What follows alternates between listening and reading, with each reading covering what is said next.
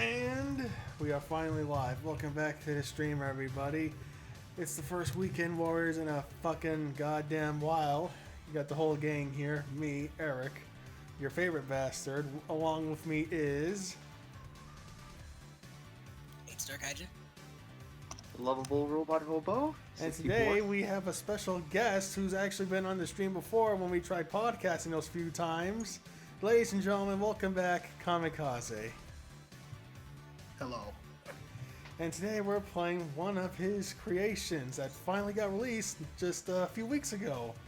TMNT Cross Justice League. And it's pretty fucking good, people. That much is obvious. Alright, y'all can continue now. So we did this thing where me and Prince would play it like once a month after also playing Fighter History Dynasties. We'll get back to that next month. Yeah, but like, that was fun to do. But now it's actually out here now, for everyone to enjoy. Yeah, stop. Okay, don't stop watching the stream. After the stream is done, then you go download this. You can do both. Well, I want people to fucking watch so that way they know what they're getting into, you know? It doesn't hurt to see the product before you try it yourself. Fair enough. Here we go.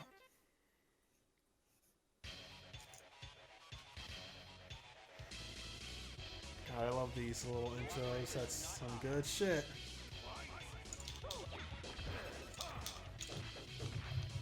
You like Guy from... Wait. I like Guy from Bariki 1. The best way to explain April is a mixture of Guy and Silver? ass.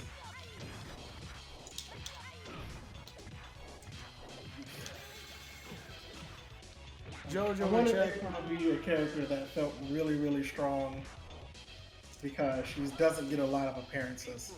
So I was like, I want her to feel good in this game. Valid.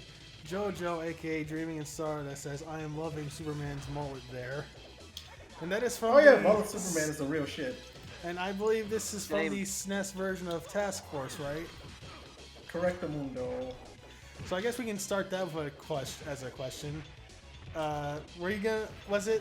let me get my words straight. Also, I keep forgetting that Lay doesn't have an ear right there. But I was about to say, when y'all started work on this, how did you choose which sprites you were going to use? Either the Genesis or the SNES version? Well, since this was Super Nintendo sprites, I figured that we had to match that.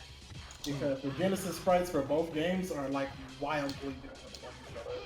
The TMNT Genesis game is like this weird ass realistic, well not like realistic, but like hyper focused graphic style that's really gritty and dirty looking. And then Task Force for the Genesis just looks like it came out from the DOS. So both of those were just not gonna work. Whereas Konami did a spectacular job on the Super Nintendo.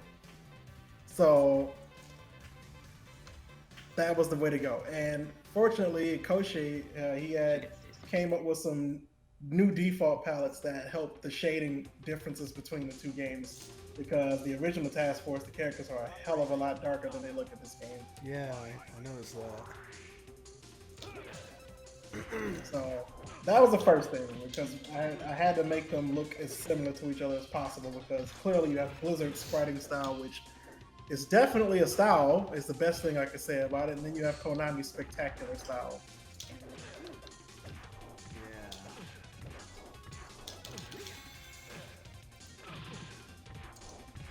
Well, I'm not saying anything because I just want Kami to like talk.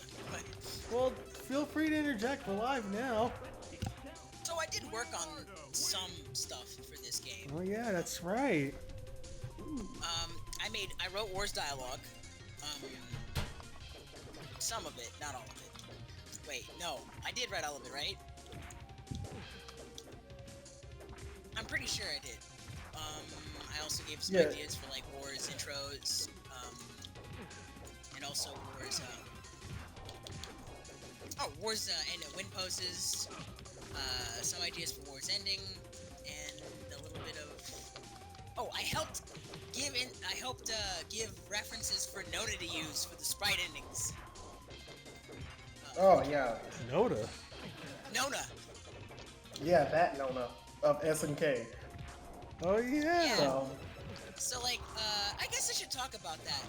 What it was like when that was still being developed. So like, hey, what's going on here? I'd been talking to some people in like DMs before he decided to reveal it to comment, but he was like, "Yo, I got Nona from SNK fame to fucking work on to help make some of the art for the game. He did all of the sprites for the endings. He did Omega Shredder's art, and he did Shredder's art, as well as the promotional material for the public release of Cross Justice League. Is there anything else he did, Kame? well, he did, of course, the art from the opening of the game, and Yeah. he did a couple pieces of promo art, actually. The one was the one that had April. Well, he did the April in the art that had the turtles, like, graffitied in the back. Apparently, he did quite a bit of extensive work for this game, and I had no involvement with any of it. So, well, a lot of people were asking me, like, how did you get Nona? How much did he charge? I'm like, I don't know, and I don't know is the only answer I have. It's not a joke. That's literally it. I don't know how Jim Lawson decided to do art for this game. I don't know how half of the people who got involved with this game got involved with this game. It just happened. And I was just here for the ride. Who's Jim who? I'm sorry, I'm gonna ask a lot of questions like this because I am not very familiar with a lot of stuff.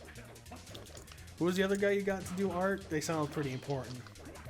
Oh, Jim Lawson? He was one of the original comic artists for Teenage Mutant Ninja Turtles for Mirage Comics.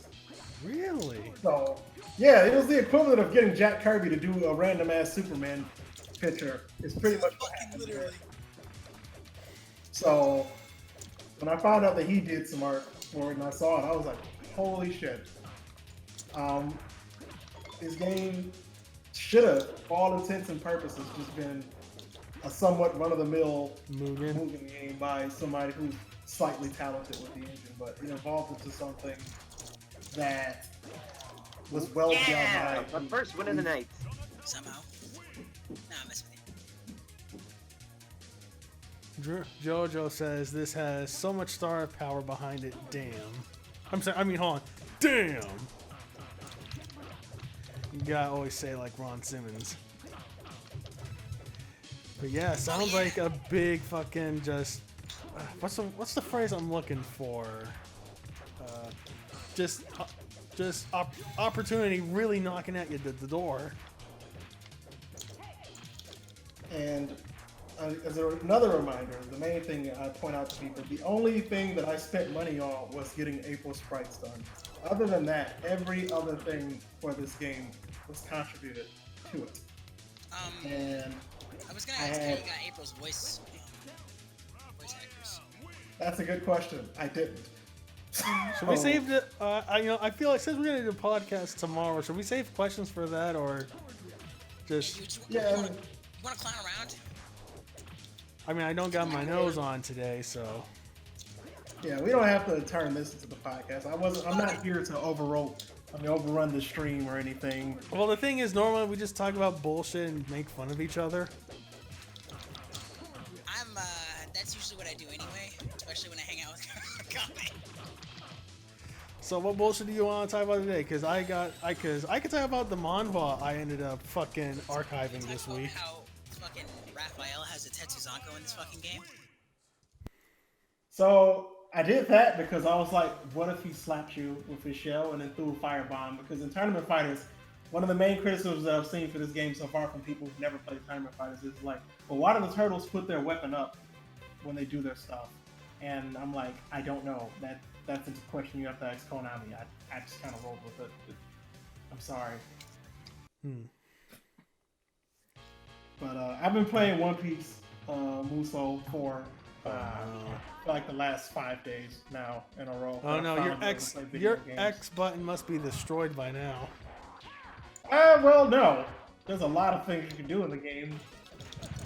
And my boy Katakuri, I couldn't have asked for him to be better. He's so fucking powerful. So, there's that. And once I finish this game, which I should be done probably in the next like 2-3 days. I'm gonna start playing Trials of Mana because I have a large fucking library of games that I need to actually be able to play now that I'm done Jump in working. here. Hey, I'm noticing some of these names here. Are these other people who've contributed to the game?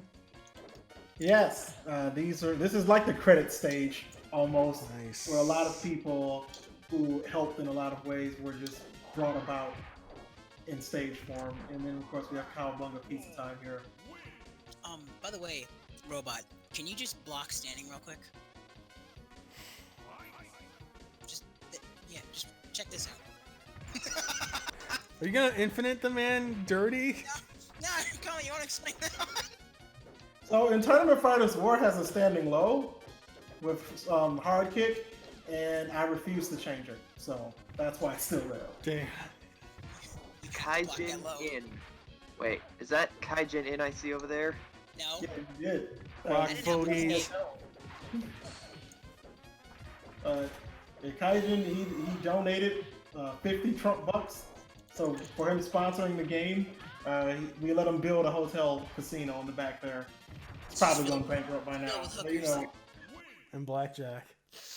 The IRS is gonna is gonna kill me. Yeah, Mike Rotunda's gonna do whatever his fucking finisher was. Mike Rotunda was a WWE wrestler who was known as IRS back in the new generation era of WWE. Was he like a dude in a business suit? He came in a business suit, but his thing was like he had like slacks on, like a work shirt, a necktie, and suspenders. Behold, I am golden Donatello. No, let me find a That don't mean, pic real that don't mean quick. shit to Harry Bogard Slammer Foam Dome over here. Watch this. Oh shit, I thought I could catch him in the air. Okay, watch this. Yeah, I caught you Yeah, pressing that's a buttons. perfect image of him. Hey, Kame, what's your favorite grappler in fighting games? And there he is Mine's right Hugo there. for now, and Potemkin. my favorite grappler? Yeah, That's tough. That is very tough. That is. I thought I really like Potemkin. I can tell you who mine is. Guy. Guy. Oh, okay. KOF 11? Yeah, 11. God, he was so Like- weird to learn, but God, it was so worth it. What made him so weird? I've never played him. Basically, he's like the thing they did. Actually, no, I don't want to cut off Kamekaze. So Kamekaze, finish your line. Well, so the main thing is like I have like a top 3, I would say, and in no specific order. I gotta give it to my boy Raiden, and Yeah. Rest in peace, KOF Vader. 14 was like all of my fucking top 8s I owe to Raiden because of my bullshit scumbaggery with him. Then after that, I have to go with my boy Bravo because I too like to cook, and I too also like to fucking saute these assholes who dare try me in fighting games. You know, we cook them. They get cooked with butter, not raw, because that's unsanitary. So, and lastly, I have to go, and I've been putting a lot of thought into this one because, like, it's a tough choice. If we're talking real fighting games, it's a tie between Tager and man, this is a tough one. This is why I said it's a tough one. There's a lot of grapplers now that I think about it. I'm just gonna put I would Tager hope for so. right now. Yeah, I'm just gonna put Tager for right now. But if we're not talking about fighting games, I would say Despero is probably my favorite grappler that I've ever made. Like he is the quintessential fucker in this game, and even though he's not very good tier-wise, he can fuck up every single person, and it's hysterical to me. You can't jump him. He can fucking kick you off the floor and throw you again. Like I want him to be like a grappler player's wet dream. So it's enough shameless promotion on that. I mean, playing a game, it can only get so shameless. Well, I mean, the concept of shame is lost on me. I've been working with movement for 14 years, so I don't really have that concept of shame. You're right. Alright, yo, okay, so Okay, so. Oh, sorry. Were you gonna say something else? I think it's wrong to fucking body someone if they're talking a lot of shit. No, if they're talking shit, they gotta get hit. No, but I mean, like, you know, what's the best way to put it? There's putting them in their place, and then there's fuck you, nigga. I'm picking play. I'm gonna play super scummy. Well, it's the old adage: do them dirty in front of their daddy. Oh yeah, just like how Sun Tzu said. Alright, he's got a point there. Eh. Did you name a time when you've done someone dirty, Kame? Because I can. What am I supposed to live again? A time when I've done someone dirty, you mean like in a fighting game or just Yeah, in a general? fighting game, don't dox anybody. Shit, man. I would say the last time I really was on some fucked up shit in a fighting game. It was right when I first started playing Battle for the Grid, and I did some really stupid Goldar shit. Then I did like a cross under, cross up with an assist setup, and I landed it like 4 times on all of these characters, and they like got wiped away instantly. That game is pretty fun, but when the dude was about to lose, he rage quit because he didn't block the mix-up for a 5th time. Ooh, that's what I'm talking about. Alright, so just to quickly explain Guy, like I was trying to earlier, basically Guy doesn't really have no. Get my words right. So, but before I switch back to that topic, I've done someone dirty in fighting games before. Battle K Road, the sumo has probably one of the easiest dizzy combos. Just keep hitting light punching. Crouching light punch over and over again and throwing a medium or 2 here and there, and it's almost always guaranteed a dizzy. I remember doing it on Lord Mo once, and he got so angry that I found it out so soon. Oh wow. Yeah, it's great. I just remember another grappler that is worth mentioning. And I can't believe that I forgot him. I'm really upset at myself. My boy Taka Arashi from Virtual Fighter 5. Oh! Oh, right, the sumo guy who disappeared for a bunch of games because he broke Virtual Fighter 3. Yeah, I mean, when he was introduced, he was a boss character. If you think about it, that's kind of why. But in 5, like, a lot of characters have different throw animations on them where they just can't throw them at all. But he's also still a fucking sumo wrestler and a grappler. And pretty amazing. And he does big boy damage because he's fucking better. And that's why he's in my top 10. I mean, top 3, 5 number that exists there. Just put him whatever number makes sense. I can thank Takarashi for creating what I'd say is my absolute favorite fighting game glitch ever. Yeah, the boat. Alright, for anyone in chat who doesn't know, in Virtual Fighter 3 was kind of weird in that there were stage hazards and shit. You weren't just fighting like the typical square ring anymore. And one of the stages was a boat stage, I believe. And the thing is, it would actually move in sync with the water and physics and whatnot. And if you played as Taka, if you stand like one of the corners, he'll like clip through and just kind of mess everything up. It's great. Because the game is like taking the weight of each character into account, so it's putting all the weight on the other side, so it can just keep going and going and going and going and going, and I love watching it. Yeah, good clip. Now back to what I was trying to say about Guy Tendo and KOF 11, if I finally may. He really doesn't have special moves. Well, he does, but the thing is, they try to model him after how Buriki 1 is played. So it's all about like linking into stuff. So you really have to learn how to like, it's all about timing, and it's all about basically just timing and knowing when to do what. Especially more so because if you don't know how to really use them, you're not going to get anywhere. I won't lie and say that I'm good with him, but I know enough to say I have some feeling of him, and I know that I love him a lot. And that's not just because I like Buriki 1 just from the outset. Also, the Bariki 1 manhwa sucks. Yeah, I've never played Bariki 1, and I just No one has. always- Well, no Well- one here in America. Yeah. One day. So... Damn. Now, what was I saying before? Okay, so...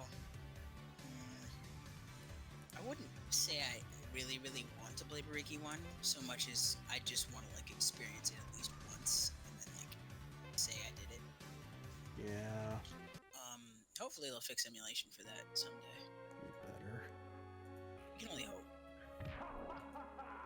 But in the meantime, the closest thing I have to that is Virtual Fighter, and goddamn does Virtual Fighter 5S slap. But I don't know if you could really say that's a Bariki 1 alternative. why not? Well, Bariki 1 is like the project. It was like one of the few actual MMA games out there. Mm-hmm. Virtua Fighter really is an MMA in that kind of sort. I would consider Virtua Fighter be an actual like fighting game by general standards, but that's just me. Less arcade combat and more actual fighting simulation. Yeah, that's Bariki 1 basically. At least from what I've been able to see. I guess we'll have to wait someday to play it and see how it goes. Yeah. I can't tell you anything about Gaitendo or any of those. Other than he's cool. I mean, a lot of people. I mean, I saw sprite comparisons where it was clearly edited off of Joe, which I mean, can you really call it an edit when it's your sprites? I mean, Wait, what? yeah, he has a lot of frames that are shared with Joe, but he's kind of modified a little bit. Especially, it's more present in his get hits than anything. Well, But I'm not gonna hold it against them. SNK was kind of bleeding money. yeah, SNK went bankrupt like 4 times. The thing, okay, logically speaking, 3, almost 4 before China bought them out. All right, I'm gonna have some fun with this one. Let's go. I'm gonna do the stomp. Are you ready? You ready? It's the Juggernaut, bitch! The Juggernaut, bitch. Oh, my suit's so tight. Eat this turnip cut. Oh, Man, shit, remember okay, I when guess- they did that in X-Men 3 and it was just so lifeless as a reference? Yeah, that kind of sucks. Yeah, That was one of the few enjoyable things about that movie. Not even. Still front. well, the thing about that is, like, they had some middle-aged British guy play the Juggernaut for some reason, and they figured that it'd be a great hit with the kids. Let's have a middle-aged British guy quote something that was said by a 20-something YouTube person. I'm sure that everyone will get the reference. I mean, he was also black, so like. XCB in chat says we making Juggernaut bitch references in 2020. You better believe it. I mean, I will, but that's only because I'm a clown. I'm the clown here. Don't forget that. All right. Okay. Oh, I'm sorry. Okay, then I'm the war player, so I can at least do goofy shit. Is anyone else main war? There's actually another war player. He goes by the name of Reflex. Ooh, Not that was familiar good. with- Oh, I that mean, Who that is? No. Reflex is a very prominent Smash Brothers Brawl player. So that was a fun conversation to have with him about that. Oh no. He just kind of showed up one day in the Discord, and everybody was like, "Yo, that's Reflex." I'm like, "Who the fuck is that?" I'm like, "He's a Smash Brothers player." I'm like, "Is that a good or a bad thing? I don't know what you're telling me here." But he started off. He said he was gonna come in and play. I think it was like Superman or some other team character, but it ended up playing with War, and I was like, I don't blame you because War probably got the most buffs out of any character in this entire game. So. Ooh, I forgot to say, I made that. Okay, I didn't make that portrait of War, but I made the sketch that what's going on in here would use for it. Nice. Oh, the one that Nona did for this ending? No, not for that ending here. Let's move closer across the screen. Yeah. Oh, that one. That one. that That's one. your, Nice. Oh, wow. My Not that man exact getting it. one, but it's like he basically is like, all right, The I'll take base. notes from it. Yeah, pretty much. Look at us, me and you have both been in moving games. Have worked in moving games. Yeah, except you got paid for it. Well, Nah, you I'm know. fucking around. And they both involved Kame. Yeah. Are It you all- the thread that connects us? I am the thread that has connected so many people in the last year that I'm having a conversation with people who I did not even know a year ago. So, well, 2 years ago, I should say.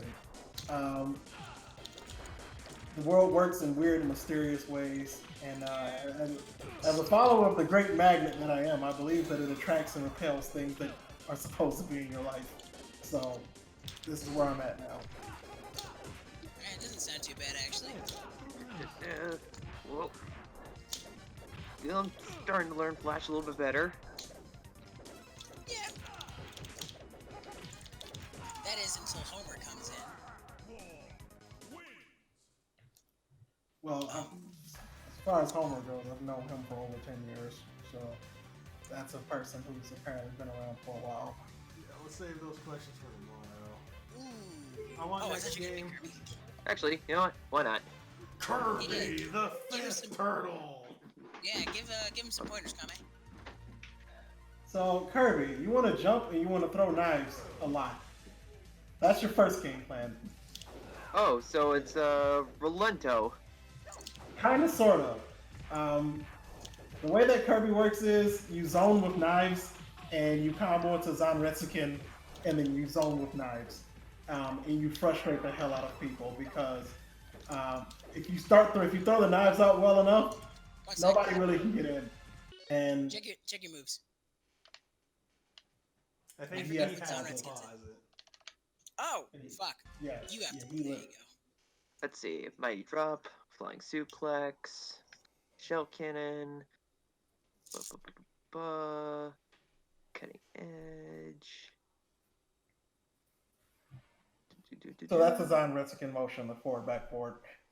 Oh, now I see. Yeah. Rapid Fire Assault.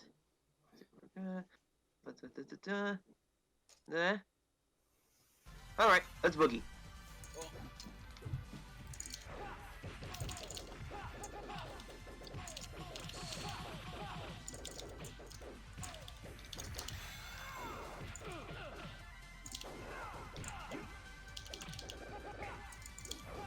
And the main thing about Kirby is all of his Omega moves are pretty much his combo extenders.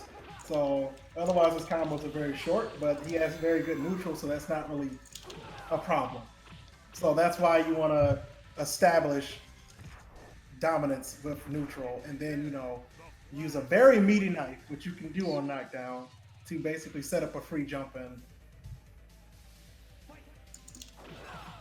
Oh, bro, you got some Violent Storm music in here. Did you want to comment on that, Prince? Well, what can I say? It's Violent Storm music. It fucking owns. Yes, One it of does. Konami's best. It's almost as good as Dead and Darn. I like that on Dar more. Yeah, sorry because to it has say. the fucking sweet ass straight Wait, up. no, I said I like. I'm sorry, I meant to say I like Violent Storm more. No, you because, can't take it back. No backsies, you bitch. No, you fuck gotta you. stick. You gotta stick with the words you said. Now let me in here. I want to play a match. Try Flash again. You trap me. That's Alright, fine. You guys play yeah, I one gotta more. go. Play one more, and then we'll switch. Alright, winner takes. Loser has to change. Fuck it, let's. Loser Yep. changes their underwear. What if I already changed my underwear? You're already thinking ahead, aren't you? I think 3 underwear changes ahead.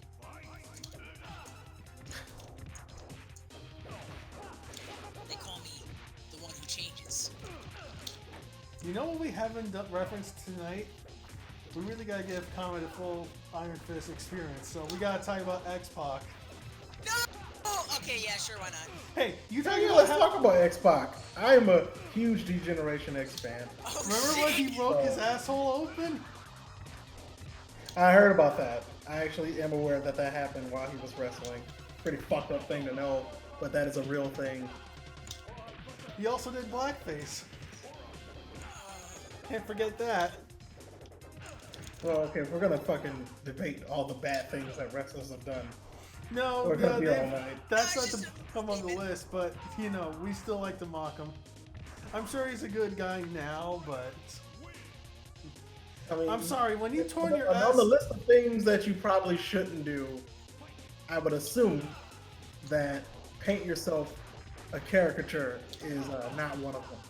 So Yeah. that's the easy way you could have avoided that whole situation, is just to not do it for some reason. And then, you know, it's just a general observation I've learned in life.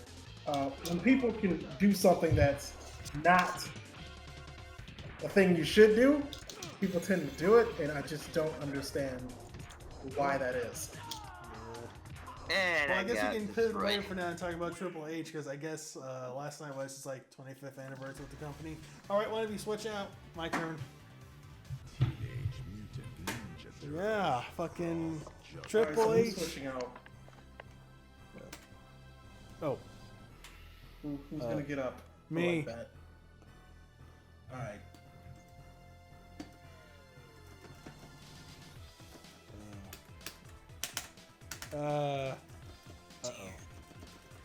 Try player 2. Wait, shit. I got a notification. Who said it? Shit. The controller. No, not appears that. to not- Criminy. What? Let's see. Exit out real quick. All right. Let me just quickly fix this.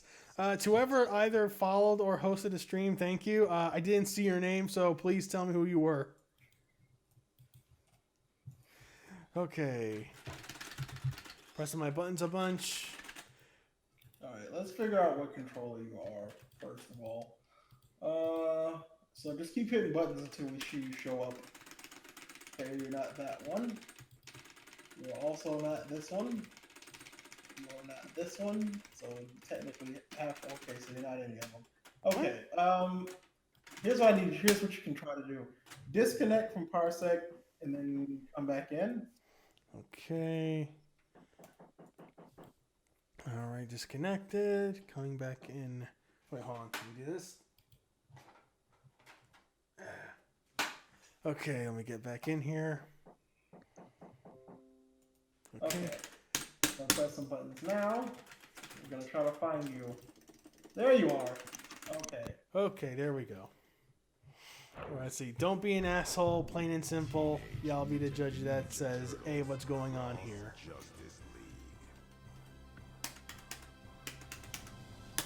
All right, we're ready to play the feud.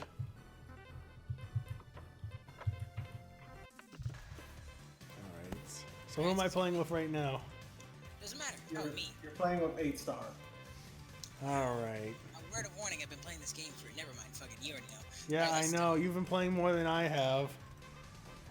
I won't lie, I haven't been playing much except for Jackbox and Tower Unite. My brain's just been elsewhere this whole bullshit. I think it's time I Could be played like out. that. It really do. It really do be like that. So See, with from this what whole I've thing- learned, Aquaman is a fairly unpopular character. Yeah. I don't really understand why that is, because he is very good. It's because he Very wears fun. green tights. Comments. It's also since he has a Very great mullet. I mean, you know, maybe some people are just jealous that their hair is not flowing like his, and I understand that. My hair isn't either. I think about it sometimes. I wake up in the middle of the night wondering when will I have the flowing hair of Aquaman. But I don't let that stop me from playing the character. Wow, you just hopped over that. That was cool. No, wait, those aren't. That's not a mullet. Says, hey, what's going on here? Those are Jerry curls. Oh yeah, I forgot. Hey, what's going on here is the one who helped get Nona involved, and also he helped put everything from like slight After Effects, super sounds, backgrounds, and a lot of other stuff that no one asked him to do, but he did because he fucking wanted to. He's a cool guy. A little weird, but he's cool. Wow, calling the guy a little weird live on stream. Way to do the man Knows I love him, dirty. goddammit. Wow, you got beef? No. I run the entire joint. Don't believe Kame, says, hey, what's going on? He hasn't said anything about what you run and don't run. Oh, that leaves it open to interpretation. What kind of operation you got going on here? At this point, who isn't a little weird in your eyes? Am I a little weird in your eyes? You're normal. You kidding me? Possibly. I'm in a big server full of weird guys. But out of all those weird, but the thing is, those weird guys aren't shitheads, so I'm okay with them. Not to mention, one of them worked on manhwa, and they can tell me anything I want to know.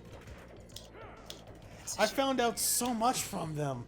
They worked with Tony Wong. They did lettering for Dragon Tiger Gate. They even shared with me, what did they share with me? I think they shared with me an unpainted, like, background for a scene.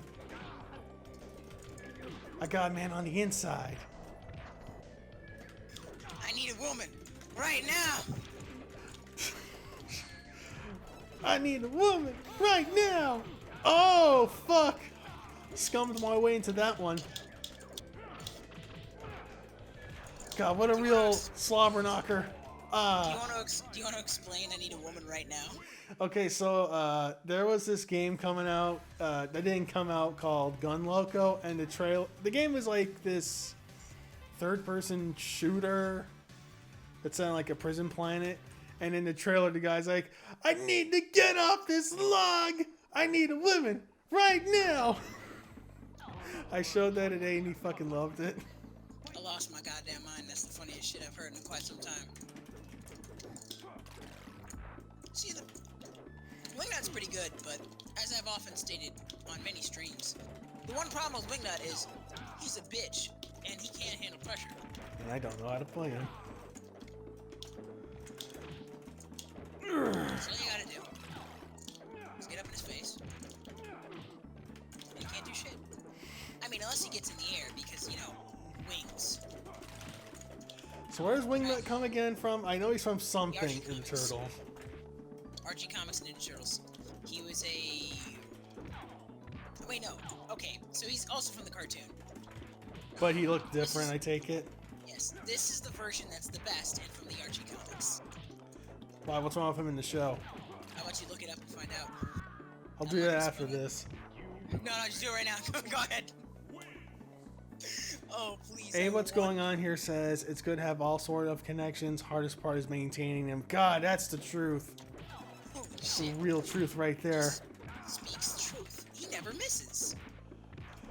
I actually have a few old TMNT issues lying around from my dad's comic collection. Ooh. One that I specifically remember having was this one where it's this giant manta ray dude with a big laser gun floating towards the...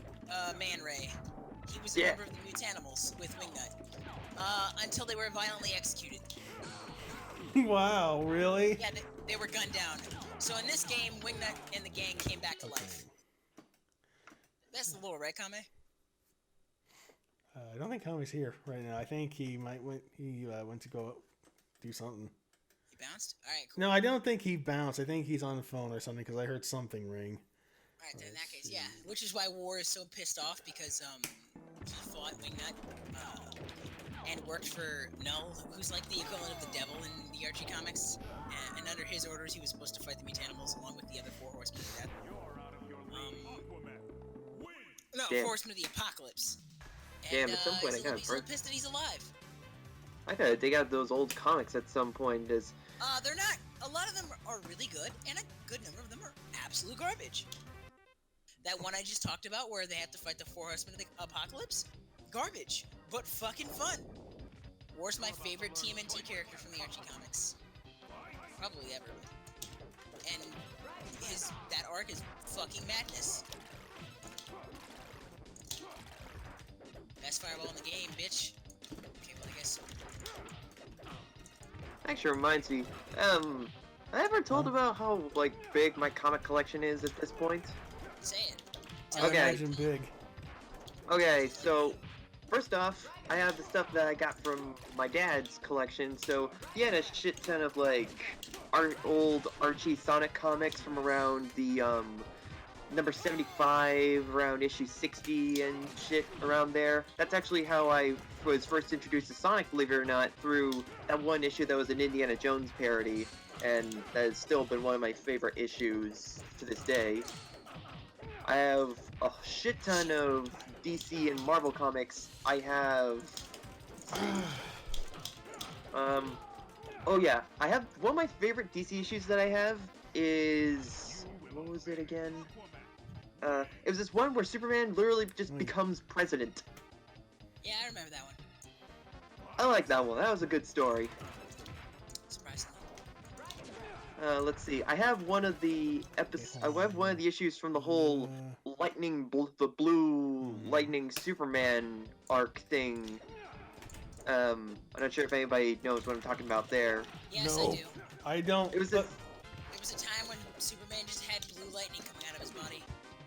I'll say this, the form looked cool, and it has this, there's the one issue that I have that's like a hella badass cover on it. It was a neat way of giving Superman something new, quote unquote. Let's see, there's that,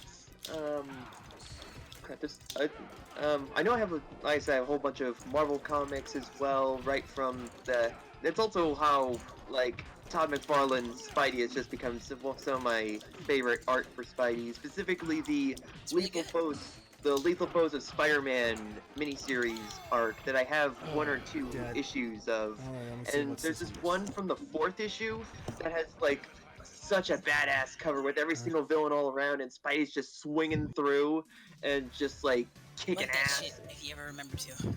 Oh, definitely. It's like one of my favorites. Okay, Kame says he's on the phone, but he'll be back, so, okay, cool. Alright, cool. Let's do it. You ready for green... Are you ready for green drills? I guess it's gonna happen either way, because I suck at this game. It's okay. Don't worry. I did too. In fact, I still do. I also have a massive Bionicle comic collection, and I nearly have every single issue that was in LEGO magazine. Uh-oh. Sex Bionicle. Bonkles. So, I have many bonkles. so should I tell you about the Andy Sato manhwa I was ripping this week, or what? Fuck yeah, dude. Okay, so, Andy Sato is one of the few manhwa artists that I think that some people have an inkling of knowledge about because he did a lot of the KOF stuff around the early 2000s. But he did a lot of stuff in the 90s too. Namely, one of his big works, I think his biggest work was Cyber Weapon Z. Oh, hey, what's going on here knows what I'm talking about. Man, he should follow my Twitter so he can see all the good shit I find. So anyways, Andy Sato was working on this manhwa in the early 90s that was based off this gambling movie or something like it. I was told by my Hong Kong friend that it's about people with ESP cheating at gambling or something. Let's see. Okay. Sounds good to me. So, okay, that's that. But the thing is, I came into it knowing because I saw a bunch of stuff from the later issues, and it just, not even hyperbole, it just turns into Dragon Ball. That's pretty tight actually. I don't mind Like, that. literally, like, I posted, like, okay, a lot of the early, like, if you look at the covers from, like, issue 1 to somewhere in, like, the mid-70s, it goes from, like, these realistic portraits of the actors from the movie. Fucking Stephen Chow, of all people, believe it or not. And it's, like, these hyper-realistic renderings that look like he probably traced over. But it's somewhere in the mid-70s issues. The cover, you know, this is one of the things where I really should just stop the stream and just, but no, I'll save that for tomorrow so y'all can get visual aids, but it just fucking, Hips ass. I don't even think it whips it. The thing is, so I came into this because it looked like Dragon Ball, but the thing is, it gets crazy super early on too. Like there's one point where one of the main guys who looks like the main guy from fucking Rushing Beat fights this giant dude who looks like fucking Rick from Spider House. Nice. With a chainsaw. I posted that. I posted a lot of the caps in the server. If anyone wants in on our server, just ask. It just and like there's still some semblance of like gambling. Like there's a lot of imagery that uses like cards, dice, and other various like gambling paraphernalia. You know what I mean? But like it just turns into Dragon Ball almost. Like the dude's fucking doing Kamehameha. At one point, one of the guys is wearing Goku's gi, you know, the orange and blue. Fuck, I almost hit you with the boxing glove arrow. And there's also a lot of Ultraman in it. Like, no joke. What? Yeah, I posted screen caps. Did you not see? I forgot to check. Oh man, I know I've been following them. Yeah, so because it's Dragon Ball related, and you're on that shit like a hawk. I can't help it. I love. We all do. But like, let me put it this point. At one point in the later issues, there's a cover that's just one guy who looks suspiciously like Gohan surrounded by an army of SD Ultramen. Oh, fun fact, apparently in Taiwan, Ultraman's name translated is Salty Egg Superman because of his eyes. What the fuck? What the fuck? Man, Kami's missing out on me talking about this shit. We can tell him tomorrow. Oh, yeah. And like, so there's this one fight. One guy, like, he takes a bunch of dice and turns it into an army of Super Saiyan armor looking dudes. You know what I mean? Like, Yeah. and the other guy, he takes a bunch of dice and he turns those into Ultramen, but they turn into the SD Ultramen. I'm fucking sounding like a raving madman right now. That's what manhwa's done to me. And you let it. The thing is, I want to learn more about manhwa. Like, I know a lot of people like me are only interested for the spectacle because a lot of them get super crazy, especially the Street Fighter ones. But I also just legitimately want to learn more about this stuff because, like, there's some really nice art in some of these and really cool compositions. So, you know, like, I don't want to just be someone looking out from the inside or whatever, you know? I want to be more knowledgeable. I don't want just to be like the guys like, hey, have you seen this crazy bullshit where Orochi caused World War II? I'm sorry. Word, nigga?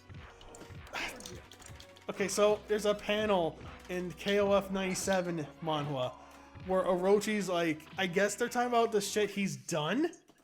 And it shows like these images of like Nazis and other terrible world events, and I think they're trying to insinuate that Orochi's evilness caused all the badness in the world. Up to and including terrorist acts, Yes! wars, and Also in the 97 mono, there's both a Tekken team and 96 has the Tekken team, Battle Arena Toshinden team, a Savage Rain team, and at some point in 97, Jin just shows up out of nowhere, gets his ass kicked by Blue Mary and Yamazaki, and they just fucks off.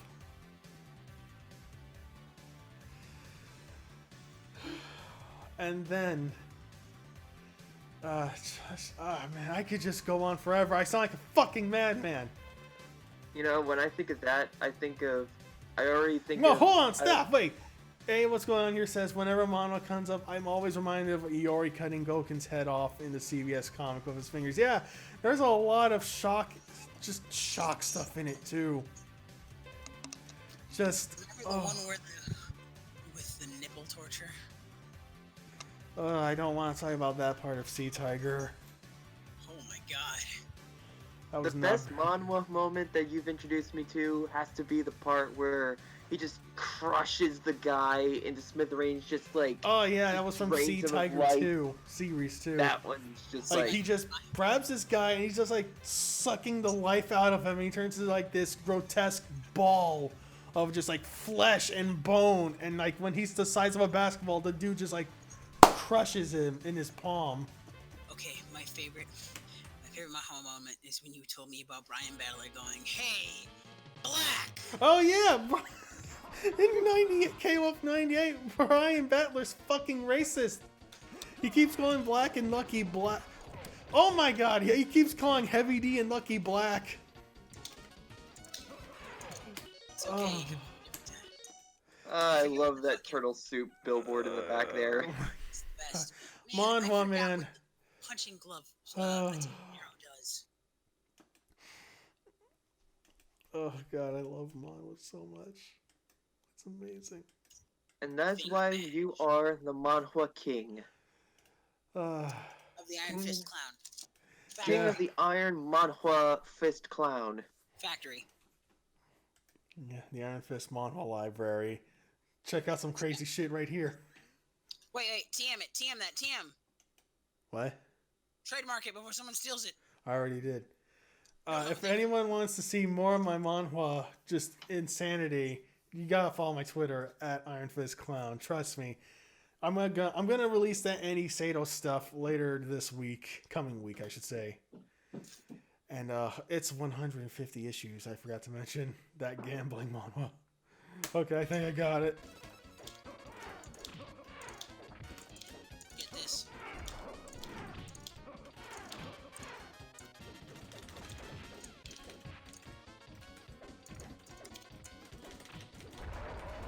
Ooh.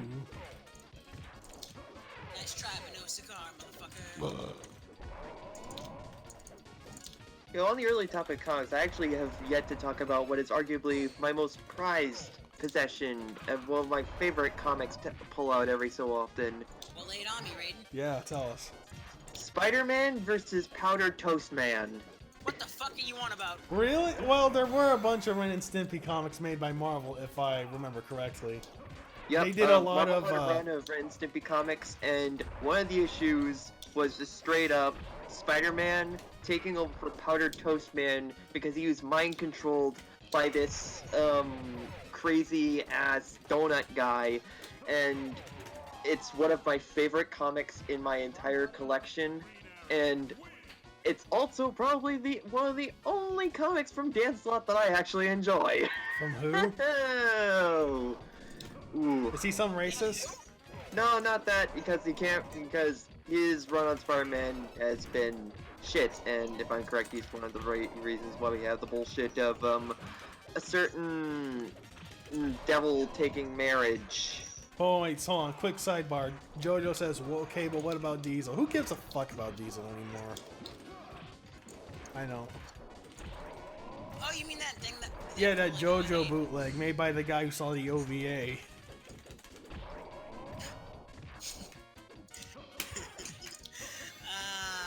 Yeah, that's... It's garbage. I feel nothing for it. It was an interesting curiosity, I'll say that. Ooh, nice suplex. Let's see, what else is in my collection? I've already mentioned the various Archie comics that were collected thanks to my dad. We had all the way up until issue 75, which was the whole part where it was revealed that Eggman, or Robotnik, who had been returning, was actually Nega Robo-Robotnik. And then, at the end, he then took over the new body. He had a spare body, which was the Eggman body, which then led into the Adventure 1 adaptation. Oh, yeah, I You were remember that. describing a fever dream. Oh, now I remember. Yeah, I distinctly remember looking into that once. That's how they could get away with changing his design. It's such a I love bullshit how- thing, but I appreciate it. I love how whenever I talk about all this other crazy early Archie stuff, it's just like, is this a fever dream? Whenever you mentioned it, it's just like, yes, it is, and it's real. If we're talking about our prized possessions in terms of comics, I actually own a manhwa. Ooh. It's a collected. What? It's just my prized possession is issue 1 of the Ninja Turtles. I was gonna explain myself a little bit more. So there was this company that's now dead called Comic.1 that translated a bunch of Chinese and Korean comics. And they translated the entirety of a street racing comic, which I can only describe as Initial D by the way of Yakuza 5's taxi minigame. You gotta be fucking kidding me. Damn. I'll take a bunch of pictures tomorrow and show. It gets crazy. Yes, don't you know I'm crazy? Oh, wait, how does Cypress Hill say it? Let's kick it, ese. Coming up No, the slums, that's all I wanna look back on you bums I and mean, bring it he on goes, like a this like I mean, when he hey goes, Cyrus, yeah, don't you yeah. know I'm crazy?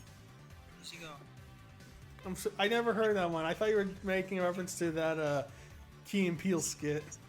I was making a reference to Cypress Hill's Insane in the Membrane. Hey, what's going on? You says you play Yakuza as well. I've played it, yeah. I've never finished one because I just keep getting distracted by a lot of stuff. I am not the most. I wish I was still on Adderall. That's a phrase that a lot of people would say who don't need it. Yeah, but the thing, like, here's the thing. I have a lot of characters done right now. I just need to fucking write their bios and shit. But the thing is, I keep getting distracted. Like, I guarantee you this. If I didn't spend 5 days trying to save all 158 issues of Andy Sato's fucking gambling Dragon Ball comic, I probably would have done more now. But no, nowadays, most days I don't know what. I just feel so drained. Yeah, I feel you. I know that feeling. The thing is, like, I think the problem is because of the virus and all this bullshit, everyone's home in the house, and I feel like I don't have a good piece of space, you know? Like, I feel like I'm gonna be called down to do something, and then that just completely ruins my momentum. Yeah, you guys know that that's happened to me at least a good few times over the course of the past month. It's not easy, and like, so when I say I wish I was back on Adderall, I'm not saying that to be funny. I felt more focused. I felt like I could get shit done. And it's not that I'm lazy. I want to make stuff. It's just, again, I keep getting distracted by little fucking things that end up eating more of my time. Just, ugh. Truth be told, I was gonna finally start on one of my comics, because I was gonna start on Iron Skull this year at last, but then this all happened, and then I need something else to kind of clear my mind. That's kind of why I've decided to start up making that M.U.G.E.N. I want to start up with the Carta M.U.G.E.N. Yeah. Alright, okay, we got two real right there. Wait, what? Hey, what's going on here says set up a weekly schedule of tasks. Yeah, that helps a bit. I did figure out a new way to keep myself focused. I have an hourly reminder on my phone that'll like beep to remind me, hey idiot, you got shit to do. It has helped a little bit. Now, see, what I heard was not hey idiot, I heard hey Indy, as if you were referring to yourself as Indiana fucking Jones. I wish I was Indiana Jones. Well, that would be sweet, but also be very life-threatening. And also slightly racist once you get to episode 2, once you get to Indiana Jones 2. What happened in Indiana Jones 2? I forgot. Do you remember how racist things got in Indiana Jones 2 once I forgot. Explain. Just tell me. Let's just say their depiction of Asian religions wasn't the most accurate. Figures. A little offensive. A little fucking yikes. Gonna have to cancel George Lucas, huh? No. To be fair, Steven Spielberg. Oh, right. fair. I get those two mixed up. Ooh. You don't have to defend it. It's not like that was it's not like all the other movies were that fucking bad in terms of like, oh shit, yikes. I was saying that as a joke. Canceling doesn't really work. I was talking about Robo. Oh, He was sorry. like, to be fair. Ugh. all I'm saying is like, Okay. Temple of Doom I always thought was like the Spielberg's attempt at like going full B movie with it for at least one. Was that the one where... No, I'm thinking Raiders of... Wait. What movie did you say again? You said Raiders, right? No, Temple of Doom. Temple of Doom. I No, got honestly, my it was napkins. race. Wait. Buzz... back. Hold on. And I A have says BuzzFeed... But I'm back. Yeah, hold on. A, what's going on here says BuzzFeed.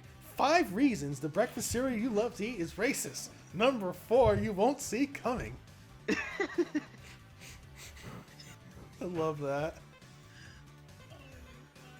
My gosh. Alright, let me shoot to the fucking stage. Stop! Hey, you bully. Spirits Boulevard is good. Get your 40s. Look at that guy in the back. He knows what's up. Yeah, Duck King He's right got there. Yeah, he looks a little too young to have it, but you know, I'm not here to judge. Well, maybe. Well, you know, they make like 20 ounce sodas now, like bigger bottles than the normal stuff. So you never know. Pretty soon you're gonna be on the corner drinking 40s with the homies. 40s of Coke. As one does.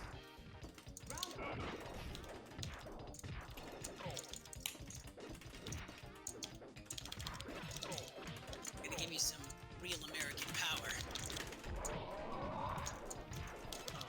I don't know who car that is. But it's happening.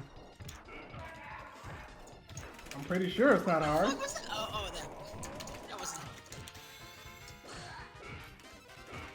I'm gonna dunk you. Dunk. I wish there was a net that would show up there, like the Hell Dunk that Lord Raptor has. Uh-oh, someone's being a nationalist with their American power. That's my alarm system. Don't pay it any attention. Gee whiz. Time for some real American rat power. I am a real American. Hulk Hogan is a jackass. We can get away with saying it. That's completely justified. I don't mean to bring up the virus, but did you hear that he said that he thinks the virus came about because God needed to punish us? That doesn't surprise me. Well, nothing surprising. The Hulk is a thing. Yeah. It's gonna be super weird when he dies. Because you're gonna have people I'm saying... not one to wish death on anybody. No, But I'm man, not that's not either. how I'm I just think. saying. The thing is, like... It's like... I guess it's sort of gonna be like a Benoit situation, but maybe not as extreme. Where people say, yeah, he was a great wrestler, but was also kind of an asshole in so many ways. I don't know if invoking Benoit's name in any capacity. I see what he was going for. I didn't know what else to... I didn't know if anyone else had... There was someone else I could bring up as, like, a reference point. Fuck yeah, it's weird in wrestling. You're either just a huge asshole or you're a murderer. There's really no other way. Well, there's a rare chance where you can be like Undertaker and not be an asshole. Yeah, or like Iron Sheik. Iron Sheik, I'm not sure everything. I think he's just crazy. Okay, I don't know. Crazy is the right way to put it. There's only like 3 wrestlers I'm more all the familiar with. That would be Macho Man Randy Savage, the He best. hated Hulk. I appreciate. You know he made an entire album just to diss Hulk? A rap album, no less. Yeah, it's called Be a Man. Admittedly, my old knowledge of Randy has to be from wherever he was on, you know, Space Ghost Coast to Coast or various fuck? Cartoon Network shows. I don't remember that. Yeah, I think they... Coast to coast. I think they might have been able to get him because he was in WCW at the time, and WCW was owned by Turner. Yeah, I remember a while back I used to reference that all the time. It's just like, shut your pile, blip. Well, 20 years ago, put your head in full Nelson, twist it around. Remember that there was a guy in TNA whose whole thing was he was Macho Man but black? What? Yeah. Remember that? Yeah, there was some guy in TNA who was like, I'm Macho Man Randy Savage, but I'm black. What the fuck? Wait, was that verbatim? Okay, it wasn't like it was an actual black guy. I'm not saying like some white guy did blackface or anything. No, that's Well, I mean, not, obviously. that's the least of our worries. But yeah, some guy's shtick was just that he did a really good Randy Savage impersonation. They were like, fuck it, run with it, do it. So he said it's Randy Savage reincarnated. Well, this was before Randy died. That's arguably worse. Yeah, Yeah. it's fucking weird. At that point, it's like he was making fun of him. Was the lore I don't think that it was making fun of him, just an odd tribute to someone who's still alive. Was the lore that he was a Randy Savage impersonator in kayfabe? I don't remember. It's TNA. Who knows? Fuck, dude, that's weird. Oh shit, that TNA's reminded me of fucking New Jack. Oh no! Oh, Kami, you ever seen that fucking thing? You know who That New Jack promo he did while in fucking Valley Wrestling or whatever. Smoky Mountain. is? He's up in the fucking south, and New Jack's like, he just I can't lists say off that I like, have. look, I don't know how to put this into words. I just like want you to like look. So at first it starts out as him being like, yo, dude, represent black people in pro wrestling. We're here. We're doing it. We ain't cooning for nobody no more. We represent our own destiny. And then he's like, yo, and then OJ, hang tight, man. We know you didn't do it. Yeah. Oh god, I so don't- terrible. Look, I don't know. What's the fucking... They had us in the first half, not gonna lie, yeah. That's what that shit was. Now speaking of Smoky Mountain Wrestling, remember that one video that came out of Jim Cornette with a bunch of wrestlers and they were trying to get food at a Denny's and he got really angry? Shit, what happened? He just yelled at the management. I think Jericho was there. He was like, oh jeez, Jim.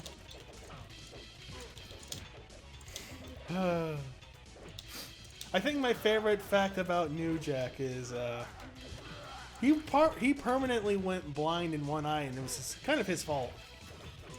Okay. What did he do to cause that? Okay, so he was working with Vic Grimes, who was like this big fat guy, right? Okay. They were gonna do a spot that was like 50 feet in the air, like jump through a table that's like 50 feet or something. They're at the top. Vic was like, New Jack, I can't do this. It's too big. He's like, no, nonsense. Go for it. Anyways, he ends up pushing Vic, and the way they fall, like, Vic lands on New Jack's face, like body weight on him on top, and now he's just blind in one eye because of that. He shouldn't have done that. And New Jack got really pissed about it too, because Vic was like flaunting it as like a badge of honor, like, yeah, I did damage on New Jack. What did you do? ECW was amazing, wasn't it? Yes and no and yeah. Now, that brings me to another thing, which was, I don't know what else. I don't know what's gonna top that for now, wrestling wise, other than, I don't know, like on a more lighthearted note. You ever gone out of your way to look at that video where fucking Macho Man Randy Savage decides to be a magician and sleight of hand some fucking Wait, what? He's like doing his best fucking like tabletop magician impression. Yeah. Where he's like, yo, M.U.G.E.N, I'm the cream of the crop. Oh yeah, that one. And he pulls out like 8 fucking fucking cream. Coffee creams. Coffee creams. And you're like, Macho Man, you're wearing a tank top and some fucking wristbands. Where are you getting the And fucking don't forget, he was also wearing like snow goggles for whatever reason. It's like, where'd you get the fucking cream from, bro? Yeah, the cream. Someone handing you this shit Yeah, off the screen? cream of the crop. The cream. Cream of the It crop. surprised me that man was on cocaine. He wasn't. He was. Was he? Yes. Oh no, he could have ended up like Jake the Snake. Yeah, That's you're one right. I won't make fun of because he legitimately did get better. And from what I heard, he wasn't an asshole behind the scenes. Yeah, actually. Although I will say that haircut he has in AEW right now is fucking terrible. Yeah, just like Ken Shamrock. No, you know that one episode of Simpsons where they're playing softball and they get like a bunch of real dudes from the MLB, Yeah. and the one guy just like gets thrown out of the game because Burns doesn't like his haircut. Yeah. He has that. Like one side of his head is completely shaven. It made for a great botchamania bit. What was the bit? It was a visual gag mixed with some Simpsons audio from the aforementioned episode and the scene where Burns yells at Mattingly for his haircut. Okay, alright, cool. Okay, so I am ready to throw my hat in the ring for the 30 minutes I have. All right, I'll switch out after this because I'm not gonna win. Nigga, you have. Okay. Alright, fine. I take that back. Yeah, I suck at this game, but it's fun. It is I fun. mean, it grows on you. Shit, what do I press to get out? Oh, there you go. Alright, So go who's ahead. that? Actually, no, wait. I'll save that question for tomorrow. Never mind. But I hope we didn't I burn. want just shooting the shit. I hope we It's didn't just burn. show. I really hope we didn't burn through so many questions for tomorrow. What should we talk about now? Let's see. We talked about manhwa. We've talked about wrestling. Prince, We talked about Xbox asshole. where should the fans go to ask to send in questions for tomorrow's Oh, podcast? right. Hold on. Let me get the link out. Let's see. Where's the? Batman? Batshit insane, man. All right. If anyone here has questions for tomorrow's podcast, send your Damn it! I gotta sign in on fucking OBS to leave a comment in my own chat. What? Come on! I already gave you my key to fucking stream from here. OBS, fix your Well, shit. Okay, let me There's try that fucking again. struggle tweets. This shit is struggle clips. I mean, I use OBS to take chat. It's just a thing you have to have, No. I guess. No, that's not what I'm saying. Is I had to log in. Also, I already gave you my stream key. But anyways, yeah, there's my link for the questions, and if you like, and if you want to see some, and I'll just plug my Twitter here too, I guess. Follow me for some. Damn it! I linked to my own Twitch. I meant to use my Twitter. It's okay, Nice. it's okay, it happens. It's okay. Just do better next time. I will strive for a better tomorrow. There's my Twitter. Go follow that for great tweets. Oh, that was pretty good comment. Okay, so let's run down the Yeah, stream. okay, yes, you can. Fuck. We asked some basic questions about the game. We talked about wrestling. We talked about Xbox Butthole. We talked about Macho Man. We talked about manhwa. What's next on our itinerary? 8, you take the wheel. Alright, so what's next now? So we gotta ask the real questions. And those questions are. Which is... look to my left, look to my right. What do you guys know about Pepsi Blue? No! Whole lot. Enough! I used to drink Pepsi Blue. Oh my As a god, and you child. live to tell the tale? Oh yeah, I used to love Pepsi Blue. But okay, I think you're okay. You're different. So as it turns out, according to one of our friends, Pepsi Blue. Yeah, I told him this. Oh Go ahead. Say it, just say it, fuck it. yeah, Pepsi Blue like killed some people because of something in like the soda. I can believe that. Our friend Even slash Bison 2 win quote slash Frosty SND I think. He just told us about Pepsi Blue, and now we kind of just bring it up every now and then. And I don't like it because I like Pepsi. In fact, I have a Pepsi right here. Oh shit, the enemy missed us. The enemy Sarah missed us. You know what? Fine. Let's talk about our favorite sodas then. I think that's a good topic to get our. Okay, I'm gonna start with Sprite, working my way down to root beer and also Coke. All right, tell us your favorite and your least liked soda. Favorite soda, Sprite. Least favorite soda, fucking Mountain Dew. Really? Favorite? I don't like that. Oh, It here you go. tastes like what I would imagine you, like the safest amount of mutagen would probably taste like if you consume it. Oh man. For me, I think my number one favorite soda is just like any orange. Like I prefer Fanta, but Crush is also nice. Like I'll take either or. And my least favorite soda is any kind of root beer because root beer tastes like fucking mouthwash. Eat a dick. What have you? I told. I'm gonna hard disagree with you on that one. But okay, I no. love root beer a lot. Here's the thing. I'm not the only one who talked about this. I legitimately got into an argument about this on another server. And it turns out some root beers are... It's something to do with how it's made and your taste buds and how shit works, I guess. And I don't know. I tried root beer at a D&D game once, and it just tasted like mouthwash. Root beer is good, but I actually prefer more cream soda if that's the case. If I had to say what my favorite sodas are, it'd probably be Sprite. So that's what happens when you try to counter it. I didn't think that would happen. I thought it didn't allow super, so that means I have to look into that. You learn something new every day.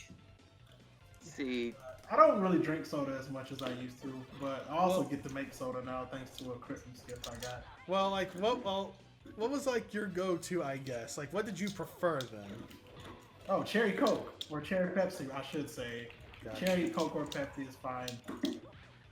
Least favorite? Sprite for me. So when I was growing up, it was Sprite, but eventually my tastes refined and I became a cherry soda boy. Gotcha. I was For the me, it same was, with. Oh, no, sorry.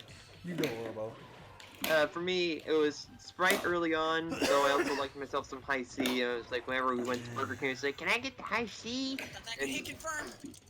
And then, Sprite is a little bit, like, Sprite's my, like, basic one. But then, anytime I'm really feeling like, oh, I want something else, maybe Coke, maybe some Dr. Pepper. Dr. Pepper's always good. And there's actually this one soda that's called, like, it's a sugarcane type soda that's available here in, like, I think over in, what is it, New Hampshire, I think? It's New made by these- Hampshire. I forgot. It was called Radiation Soda. It has like a little rocket on it. Nice. I remember going to and it tastes Fucking really good. Coca-Cola, basically. Kinda, sorta. I'll actually link it to you guys to show you what it is, because it actually tastes really good. But next time I get the chance, I'm actually gonna try to order from them, because they were good. I remember because I went to one con, and they were there, and they had the soda, and they're just like, oh yeah, it's this. So like, oh hell yeah, this tastes good. I'll take a case. And yeah. Though if I had to choose the absolute worst, I have to go with Moxie. Moxie sucks. Like, Oh, Moxie. ooh, it tastes like cold medicine. Tried Moxie before, but I've never heard anything positive about it. Yeah, what's Moxie? You won't believe it, because it's actually somewhat popular here in Maine. Is it There's like- an entire Moxie store. So it's like a regional soda, huh? Pretty Did much. Moxie start there or something? Is that why? I think Moxie was made up here in Maine, as far as I know. I remember But seeing an that article would about explain it, it. but I don't know. I've anything never heard of else. a soda called for non-deaths either. That definitely sounds like some imported shit. And if I was gonna try it, I no longer can because World Market closed here, and I'm really disappointed about that. Ouch. Damn. What stores aren't closed in your areas? Well, I mean, we've been on the decline with stores anyway before any of this nonsense happened, so that didn't do us any Oh, that was a favors. question for everybody, actually. Pretty much everything is open, actually. Well, except for the schools and stuff. I'm okay, actually well, not sure, because well, I actually haven't even gone, like, in town in a while since I've just been cooped up in the house. So I've still taken walks around walks around the neighborhood, but as in, like, I go out to go to the comic store. I haven't gone out there. I haven't gone to the store, because I usually have my folks handle that, because then they're like, no, we're just gonna make sure only one person goes out so that nobody else, it's less risk of everybody getting infected and all that. But I just hope after all this is done, the comic store is still open and game store that's near me is still available, because I gotta get the next issue of IDW Sonic. Oh, it's not. for Yeah, me, like, there's a lot I of want things to just taken in quickly here. correct myself. Stuff like Walmart and ShopRite, those are open. Fast food places are open, but you can only take out or go through the drive-through. Stores like GameStop shut down. They're closed. Also the schools, obviously. That also sucks because my car broke down just not a month ago, so brilliant timing. I don't have to worry about going out and about and my car is busted, and hopefully over the next month or two we get a proper replacement for it. Oh no! Don't jump in the air, Kame. Now he's gonna jump in the air. He's gonna do it. He gonna do it. He gonna do it. He did it! Oh, he did it! Oh, fuck. I farted. Shitted and farted. That shit hurted.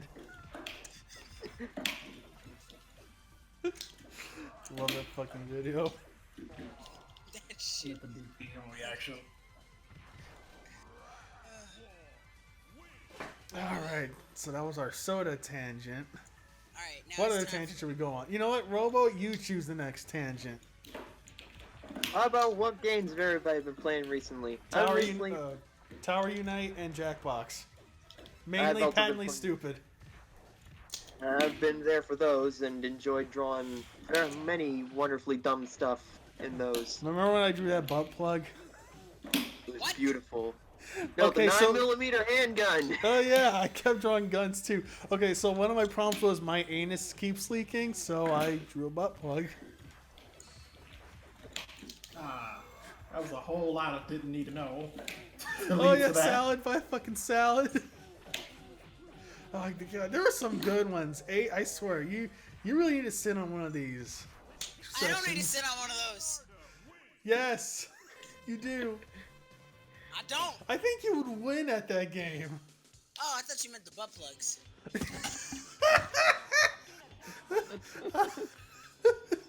Oh yeah, that was my tagline. Butt plugs. Sit on them. Fuck you. Honestly, if we get Aiden on it, I think it's going to be a tie between him and JoJo's for some of the best I stuff. can't last time I did stupid shit. Like, can I say Yeah, you can sit. We Well, do. Stupid shit. No, that's not what I'm. You remember how my username was? Can I say knit? Oh, okay. oh, fair who point. cares? It's a private stream. That's We not weren't- the point, damn it. Well, we've been over this. You can say it. Okay, that's not the point. I was trying to make. But yeah, all right, fine. I'm still not joining in because You're a weenie. I'd be the strongest one there. It'd be unfair. Oh come on, that's bull. I think he's just chickening out, 8. Bitch. Stop being chicken shit. Look, he's just jealous because when he compares it to my drawing skill in such a short time, he knows I get his butt kicked.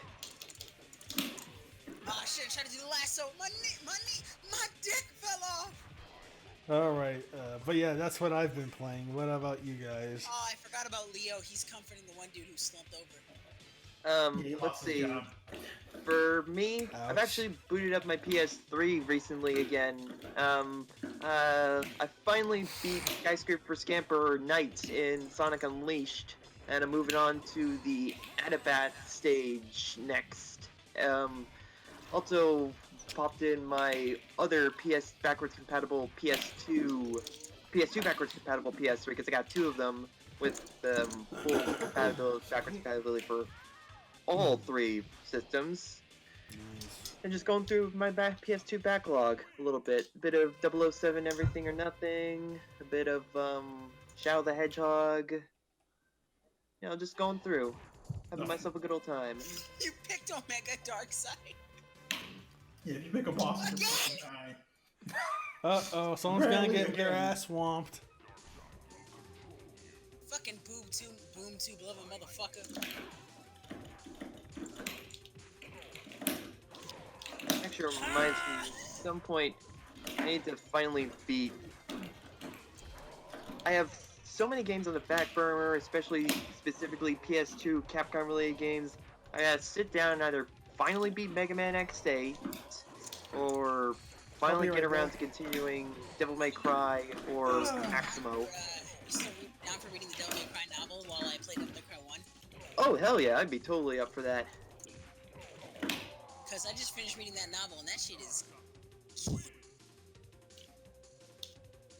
As long as I can do my best Dante impression all the while. As a tangent, you'd also have to read the Devil May Cry 2 novel while we play Devil May Cry 2. I will be the one person that's giving the entertainment during the whole thing. considering Devil May Cry 2. It's not that bad. Okay, it is, but...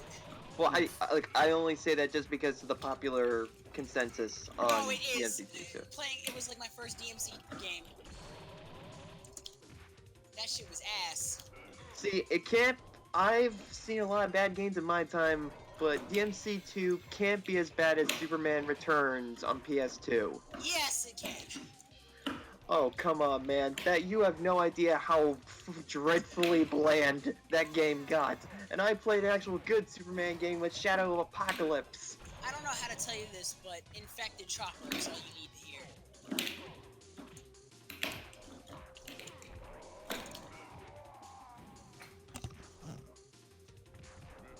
I'm just gonna pick Majin Devil Trigger and then have a good time.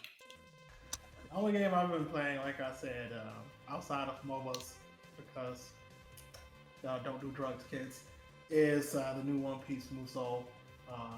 Just because I've been playing, I played all the other three, completed all the other three. So when the fourth came out, I got very excited. What is that, by the way? If you're a fan of Musous and you understand that you actually should do the rest of the mechanics the game gives you, they're a lot of fun. But at the same time, obviously, since it's a Musou, none of it is required. But it does help. Unless you put the game on a harder difficulty, then if you don't know what you're doing, you just fucking get murdered. So there's real merit to the game. Yeah, and if you're a fan of One Piece, which I happen to be, you try not to get too upset at the fact that they just skip over a lot of important story-related shit without talking about the characters in them, because the characters are all very significant, but at the same time, I get it. One Piece has a lot of fucking characters, so I don't expect to see them all. But they did cut quite a few, and I'm like, kind of weird that they did. So at the same time, I feel like they're gonna fucking try to give it back as DLC, and I hope not, because that'd be mean. But at the same time, with the Dynasty Warriors 9, I'm not surprised by anything they do anymore. That was not a good game. Dynasty Warriors 9 was a game I can't recommend. It's so bad. It's fun for the first 5 story modes, but at a certain point, you realize that they just kind of dropped the ball. It's unoptimized as shit. The PC version is abominable. It's just hard for me to say you should play it. I did not mean to do that. The whole cutting character stuff always reminds you of my feelings when I played Extreme Butoden for the first time on 3DS. At first I was like, oh man, hey, look at all this cool stuff, but then I started playing it more, and then I played the entire story mode, and ooh, ow. The game yada a lot of stuff away. How about we make Omega Shenron technically the main villain of the game, but then get him upstaged by a Broly fight?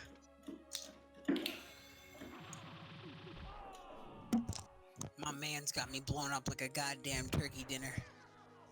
Chrome Dome has a lot of answers for a lot of things, even though he's technically bottom tier. Nobody in this game is garbage. It's just the tier list is more or less a metaphor. It's my balancing choices were based around Virtual Fighter 5. What, so does it just go from C tier to S tier? Well, there's no S. The highest is only A. Wow, how'd you do that?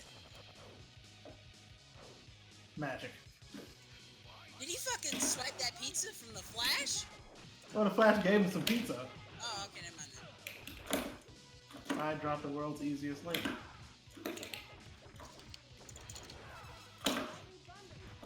Get this. The world's easiest combo. Okay, never mind.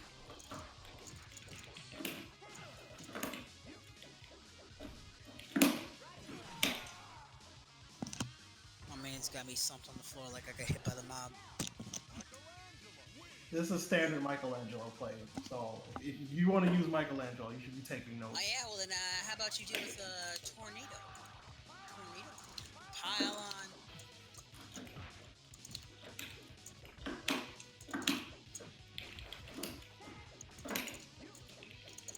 You goddamn command grab. That's what I have to say about you and your fucking command grab. Oh, nothing, because you fucking hit me out of it, goddamn. Hit me out of my own goddamn reversal. Holy shit, mate! Oh fuck, you got stunned. Crikey, you're going into turning into an Aussie there, Eight. No, that was more New Zealand, anything. Alright.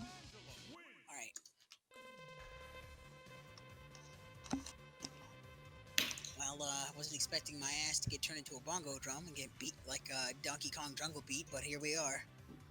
Well, you know what they say about the trains in Spain, how they stay manly on the plane, or whatever the hell that was. Drop a train on him. That's all I have to say about that train shit. Come on, Prince. You know that one. Drop a train on him. Is it here?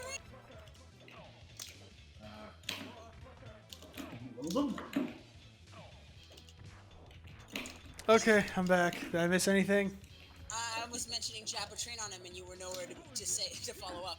Wait, drop a what? Drop a train on him. Drop a train on him. Get him, Edgar. Oh, hold on, wait. I'm being added in the chat. A says, "Hey, Baron Butt." Fuck you, man. What? He called me Baron Butt Plug. You son of a bitch. I don't even know you, and you're gonna do me dirty like that? I mean, you kind of introduced the plot point to the world. Don't give him an excuse. Here's the It could thing. have been worse, man. You could have been done dirty in front of your I dad. was just done dirty. Not in front of your daddy. Yeah. Anyways, he asks, "Hey, Eric, what do you want to see in the game?" That's a good question. See, the thing is, I'm not, like, I have only a passing knowledge of both Turtles and DC Comics. If I would want to see anything, it's going to be so far from left field that I don't think it would matter. And I've pretty much gotten all I wanted, except that one new Genesis stage that I wanted to work with Aeon, and also that one animation that never got in of War coming to life like he's a puppet on strings. Oh, let me see, what? It was a no-related intro.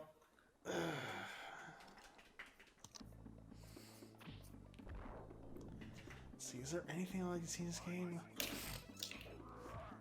No, I think this game is just fine as is.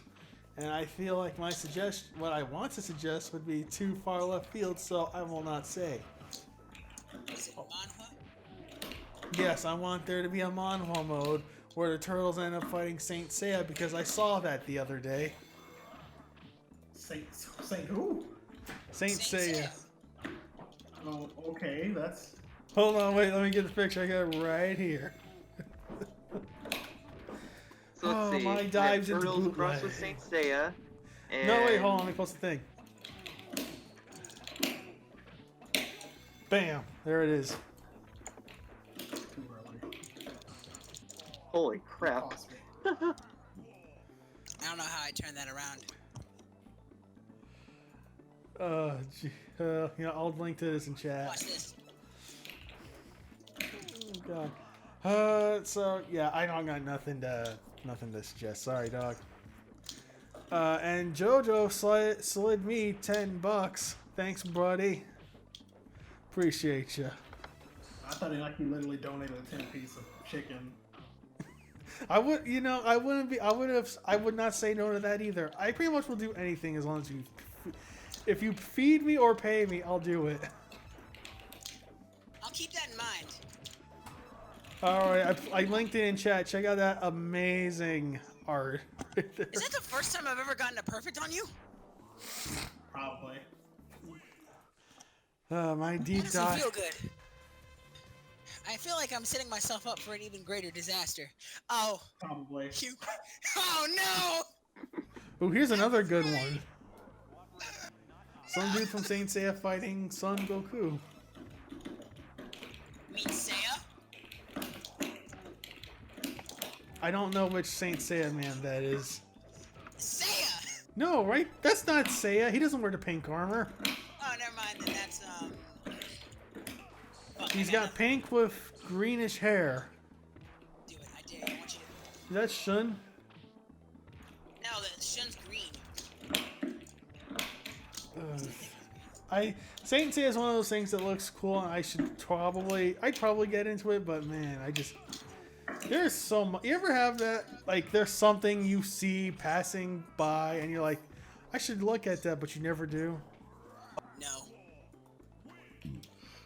Somewhat, but usually at some point I get around to actually taking a look at it. So I think the only time I ever did that was with Fight Class 3, this amazing Korean webcomic about MMA. I also did the same with Kengan Ashura and Kongo Bancho. Pretty much if I've read it, it's pretty much exactly the same thing. I have a lot I need to look through. I'd probably get through things faster if I didn't keep doing my deep dives into manhwa. Hey, don't apologize for having something too indulgent. Yeah, well, the thing is, if I don't, who will? Who's gonna recognize all this great artwork going on here? I don't know, some other nigga who doesn't want to share it. It's there for someone to enjoy. Yeah. Probably a guy in China or Hong Kong. Oh yeah, I misinterpreted that line Kame said about wrestling being banned in China. I don't think that's true, because I do know that there was some... You said it. You never said anything like that, Kame. You said something else, but... Well, let me see. Pro wrestling... Because I know pro wrestling is dead in Korea. Is that because of Inoki? No, it's just that apparently pro wrestling did exist in Korea at some point, but when it was found out to be staged and whatnot, people were like, this sucks, fuck it. And there have been smaller attempts to bring it back, but like, I think but the problem is that like some of the best wrestling content out there is by the Japanese. And as we all know from history, Koreans are very touchy about Japan. Yes. Wonder why that could be. Yeah. Ooh, Okay, let's see. Intro. Let's see. Hell yeah. Okay, reading from Wikipedia, the trusted source. Yeah. Let's see, there's only 2 promotions right here. Middle Kingdom Wrestling and Oriental Wrestling Entertainment. Apparently, pro wrestling... is that Lobo back there? Yes. Yeah, that's Lobo. He's just flying Nice. back. That's from this It's the shitty main man. Genesis bootleg. I mean, not bootleg, prototype. It's the main man, baby. Yeah, that's from Alright, the so Super let's see. Nintendo prototype. Okay, apparently, wrestling started to get big in China around the 2010s because WWE started to play their stuff over there. Also of note, John Cena apparently speaks Mandarin, so I guess that's another notch. Notch on what? Another notch on them being popular over there, you know? How far can it go?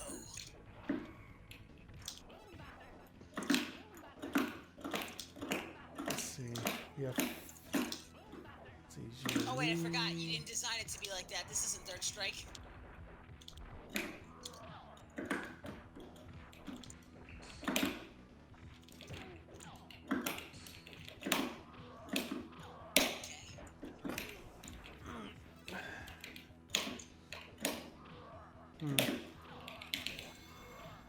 Let's see. Going back to the chat, A says, I never saw Game of Thrones despite everyone around me trying to convince me. Don't care 2 shits about medieval stuff unless it's Dragon's Crown. And Jam says, I'm the hero. I'll do a couple more, and then your boy gotta head out. Yeah, we're going to wrap up soon anyways. And Jam says, I'm the hero we deserve, most likely because of manhwa. Hell yeah, brother. If I don't archive this shit, who will? Get ready.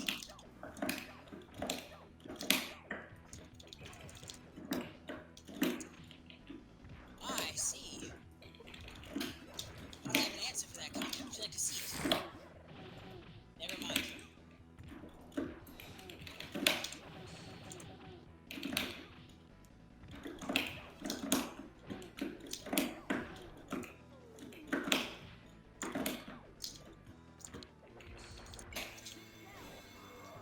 So when's the Chameleon Boy sprite? The what?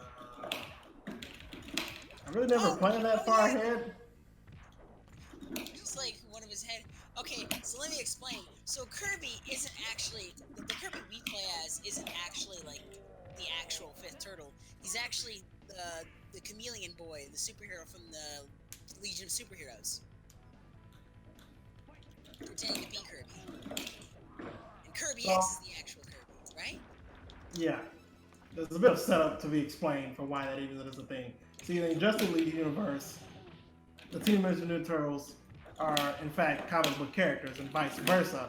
So, obviously, Kid Chameleon knew who the Teenage Mutant Ninja Turtles were, and since he snuck over into this universe anyway, he decided to masquerade as one without being aware that he would run into the real deal. So, cool. Like, he just kind of was like, oh shit, these are the real turtles. So, before he can even do anything about that, he gets mind controlled by Darkseid. So he spends a lot of time not being a good guy. But eventually, he manages to snap out of that, and he helps the turtles. But because of that, that's why his fighting style is just fucking throwing knives, and he doesn't, and just like punching really hard, because he's not a ninja at all. And yet he knows Kyokugen Ryu, and also how to play like Cammy. He's a fucking huge nerd, so that's why he's just repeating what he saw on TV. I mean, nice. Manga, video games. Imagine if he grew up reading the manhwa. He'd be doing all sorts of crazy shit. Ed. Where do you think he got his outfit from? That was bait, because I know you don't know who Chameleon Boy looks like. I'd imagine he has some kind of scaly look. No. He's just orange, green. So it's really just a name. Pretty much. As much of a chameleon as the chameleon from... Wait, is he just Kid Chameleon? Like the Sega game? Oh. No. There's actually a superhero called Chameleon. I was making. And they fought Darkseid before. That's the only reason why he's even here. So I was able to piggyback that, and also bring in. Oh, go ahead. And also bring in a character that eventually became Venus de Milo. Oh god. Because there's a podcast that explains it a lot better than I do. But so apparently there was a new president of the company when they were getting ready to make more shows. So Kirby was scrapped because they said they wanted to be more inclusive, and it became Venus. But Kirby was supposed to be based on Jack Kirby, the famous comic book artist, whereas Venus de Milo was not an artist at all. It's a piece of art. So it's kind of like the whole point of naming the turtles after artists were lost on that, because that was what they went with. Because there's plenty of female artists, but they just like, well, what if we name her Venus de Milo? Like, why don't we just use an actual female artist name? Like, no one knows what those are. Like, but you can teach them that. That's the whole point. They did not do that. Damn. I've never seen that happen before. I've never seen any of that happen before. That was an exchange. I love that. I think that's a good place for me to stop. I don't know what the fuck any of that was. But it's all been cataloged for you to look at later. Obviously, I'll try and upload it on YouTube for that. So, with all that being said, when you guys are done, just obviously exit the game. I don't know. The parsec will cut itself off, so you don't have to worry about cutting that off. Well, let me ask, guys, do you feel like going any further, or do you feel that this is a good place to stop? It was great, yeah. All right, I guess that's stream, everybody. Alright, yeah, so see y'all next week. Well, Fire Dragon Breath, that's a Konami thing. Konami decided to give them all random ass projectiles that's based on nothing. So that's why. Yeah, just fighting game bullshit. Hell yeah. Anyways, thank you all for coming. Thank you, Kame, for taking some time out of your schedule to be with us tonight. And we will see you again tomorrow, along with Homer, I believe. I didn't know he was coming, but I mean, it's fine. Well, hey, didn't you say you were getting both of them? Yeah, he said he'd be able to come by if he could. Oh, he's okay. none of the Well, we have Kame confirmed either way, so thanks for coming. We'll see you all tomorrow, and everyone, have a good night. Take care. Later. motherfuckers.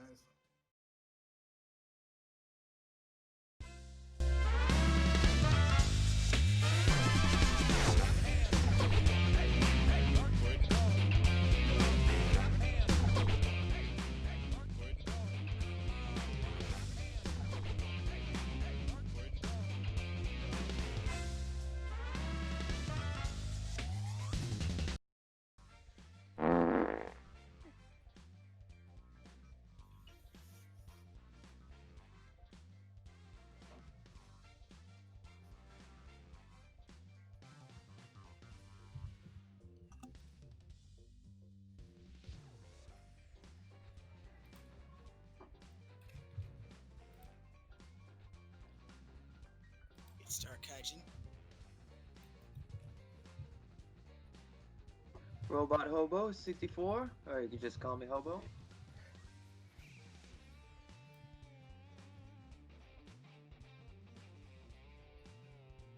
Kamekaze.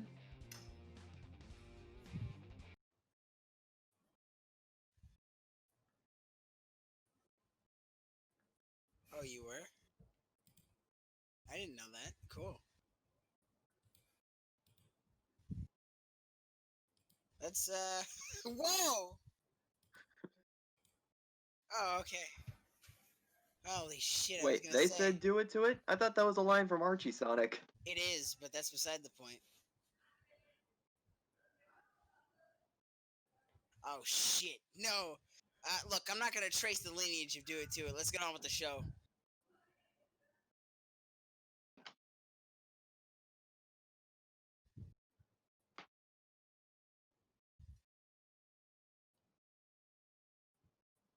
Specifically, it's... それはいらねえとっときな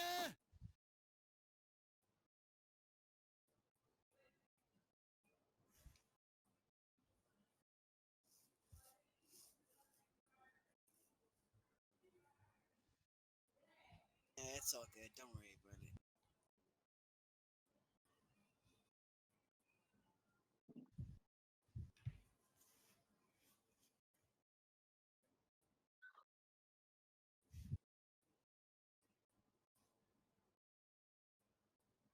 I like Robo. Oh, He's me? new. He's got... Give him his chance. Just don't drag it on for too long. Well, what am I supposed to do to introduce myself? What have you been doing this week? Sorry, you guys cut out for a sec there. They What did you heard do you this talk week? about your week. Oh, just sit around the house, and sit around the house, and sit around the house? Huh. Okay. Oh, For come real, on. so- We've all been sitting in our house. Well, Maybe. as you and as Eric and 8 know, I've been starting up just making my own sprites, as I mentioned a while back, and it was the start of the whole just making my own OC into M.U.G.E.N character, and I don't know, I feel like I've been doing pretty good with the sprites thus far. Yeah. I'm just getting some of the basic stuff out of it first, like standing poses, the general ideas. I'm a little bit closer now to what I'm thinking how she'll actually play like. So, I don't know. I'm an artist at times I'm an artist first, and then I think of the other stuff after. Gnarly. I guess I'll go next because I have to explain myself because I had my mic muted on OBS. Nice. Classic Eric, I know. My week was fine. Again, just sitting around the house, working on my stuff, chewing the cud. But I also went out and did some yard work for a friend, so, you know, got some money in my pocket for whenever I can actually go out and do something. I'm really hoping to get that stimulus money soon because I'm supposed to get a nice little something for myself, and I'm thinking I'm probably not going to be able to upgrade my computer anytime soon because it's not going to be a whole lot because admittedly my parents are taking some of it to pay off bills and stuff, which is fair. I still Yeah. get $200, so you know what? That's fine by me. So I don't know, maybe I'll finally get some artwork done for my stick or one of my characters, something. But of course, the big important thing is I guess we can talk about Monhwa before we go into talk about TMN Cross Justice. I'm sorry, I'm so used to saying the whole title. But my week was fine. So 8, it's your turn. Here's the spirit torch. You start speaking. Listening to music is read. I read the Devil May Cry 1 novel finally, which was really, really fun. And I finally got around to what's it called? Working on your finally got around comic? Yeah, there's that. We're making a comic, and then also Messing around with deck talk. Yes, Deck Talk was fun. I was gonna say was, I wanted to go ahead and play around with some more Cross Justice League now that it's out publicly. Aside from that, there's nothing really important that's been going on. I wanted to do a thing where I would record like online matches with people, on and off, for the course of like the next few months as people play it more and more. But like, I already do that with Prince when we stream it anyway, so I don't really know if I'd. Well, I don't know. I feel the thing is like we really haven't done a whole lot of fighting game stuff lately because again I've just been so fucked. Yeah, same. But I mean, if you want to do something, and I'm down to help you out with anything. You know that. Okay, cool. I mean, we don't always have to do Weekend Wars. We can play whatever the hell we want on Wednesday. Call it Wednesday Warriors. That is a fair point. Look, I'll put something on the back burner and see what I can do. Fair enough. For now, it's up in the air. Not really, but you know. And speaking Yeah, of, so that's it. all right. And speaking of up in the air, Kamekaze, it's your turn. How was your week? I'm sure you've had quite a weird, wild one. Well, this week was not as hectic as the week before, for sure. But I finally was able to start playing video games, and I just finished story mode of One Piece Pirate Warriors 4, which was well, I mean, you don't really go into those games expecting it to follow the lore because it's a Muso. So Yeah. it was fun. I unlocked Kaido, who is pretty much part of the course. He's a fucking Yonko. So the dude is mad busted. He's a lot of fun. Like, you just slap everything on the screen and it dies instantly. And I don't think they should have ever let you wield such power, considering that a good chunk of the people you fight in the game are still not playable characters. And I don't understand why that is, because they show up in the fucking free log mode or the treasure mode or whatever, where it's like a whole bunch of different missions or something. So I'm like, you can't use Mr. 1, you can't use Mr. 3. What the like, fuck? You can't play with Vista, like, but Windows you fight Vista? them a lot. The character Vista. He was with the Whitebeard pirates, but that's a whole like. Yeah, if I try to start explaining the lore of One Piece, we will never. Yeah, we're gonna be here for a while. And we only have like 2 hours. You know, there's a podcast dedicated to like. No, wait, there are a lot of podcasts that do that. There's a lot of podcasts for One Piece. You kidding me? They get into the triple digits really fucking fast. Holy shit! I'm sure there's a new one being born right now as we talk. Like a bunch of Stevens and Craigs are getting together. Like, hey, we should talk about One Piece. Fuck. Fuck you, Steven and Craig. We already have enough. So you're enjoying it as a One Piece fan and also as a fan of Dynasty Warriors, right? The Nasty Warriors. Yes, and once I pretty much finished unlocking everybody else in the game, I'm gonna move on to Trials of Mana Remake. Nice. So I've heard good it's things. like, oh yeah, so it's like a matter of I finally have the time to play all this shit. So I'm trying to clear my backlog of games. That must feel refreshing as fuck.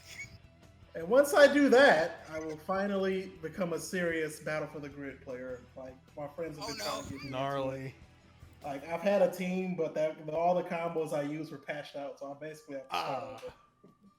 So that's how long ago it was since I played that game. Gotta get back to the basics. Yeah, Battle for the Grid is a good game. You all should play it. And if you haven't played it, Is the start netcode playing good? it like... Hell yeah, it's got fucking cross compatibility with every console. Neato. I'm busting. I mean, because as a Sentai fan, I'm not really into Power Rangers, but I'll pretend it's Sentai and have a good time. Yeah, just turn off the Like- voices. Yeah. Yeah, you know. Like, so that means you can play with anyone, anywhere. Like, my brother just got it for the Xbox One. I'm and so fucking tempted. And while I'm upset with him for owning an Xbox One, I mean, I can still bop him in that game because he swears he can beat me in fighting games, despite the fact that he hasn't won a match against me in fighting games in about 11 years. So, you know, I just appreciate that he still tries so hard. Well, hold on. If he's had more time on it than you have, he might have a chance. You never know. Nah, nigga. And that ain't how it works. Well, the thing is, his fundamentals aren't. So, that's pretty much what happens. Like, there was a point in time where he used to beat me in fighting games, and that was when both of us were both mashing buttons. But when I finally learned how to actually play them around 2008, our skill gap just widened, and now it's like I'm still in the United States and he's somewhere near Antarctica. So that's pretty much where we are. Wow. What's he doing? Can we ask what he's doing in Antarctica? Well, apparently he's not getting much better at fighting games. I can tell you that. Oh, fuck! Oh, snap. Oh my god! Destroyed like struggle tweets. Yo, can we are we legally responsible for that fucking murder? That No way. I don't have blood in my hands. It was. I mean, it was it's fine. He has a very like his ego is fucking unable to be penetrated. And let's be real. He's probably never gonna see this thing. Like the other people say, There's a slight possibility, but all he's gonna do is be like, "All right, I got you. I'm gonna beat you next time we play," and then it won't happen. And he'll be like, "Well, you know, I got kids, so," and I'm like, "Okay, that's cool." It's like that Eddie Murphy bit in the fucking Chappelle show. thought he learned his lesson. Wrong. It's okay. So is Virgil wait, is the Quantum Ranger basically Virgil? I have to know. Well, I mean, it's the same voice actor, and that's because that voice actor played him on the show. Yeah, on the show, yeah.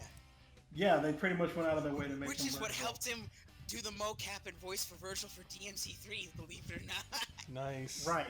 So like he has a whole I need more quantum power, and he does an install and does a whole fucking loop. It's pretty funny. There's so many layers to Dan Southworth doing the Quantum Ranger in MVC in fucking Battle for the Grid. God. Yeah.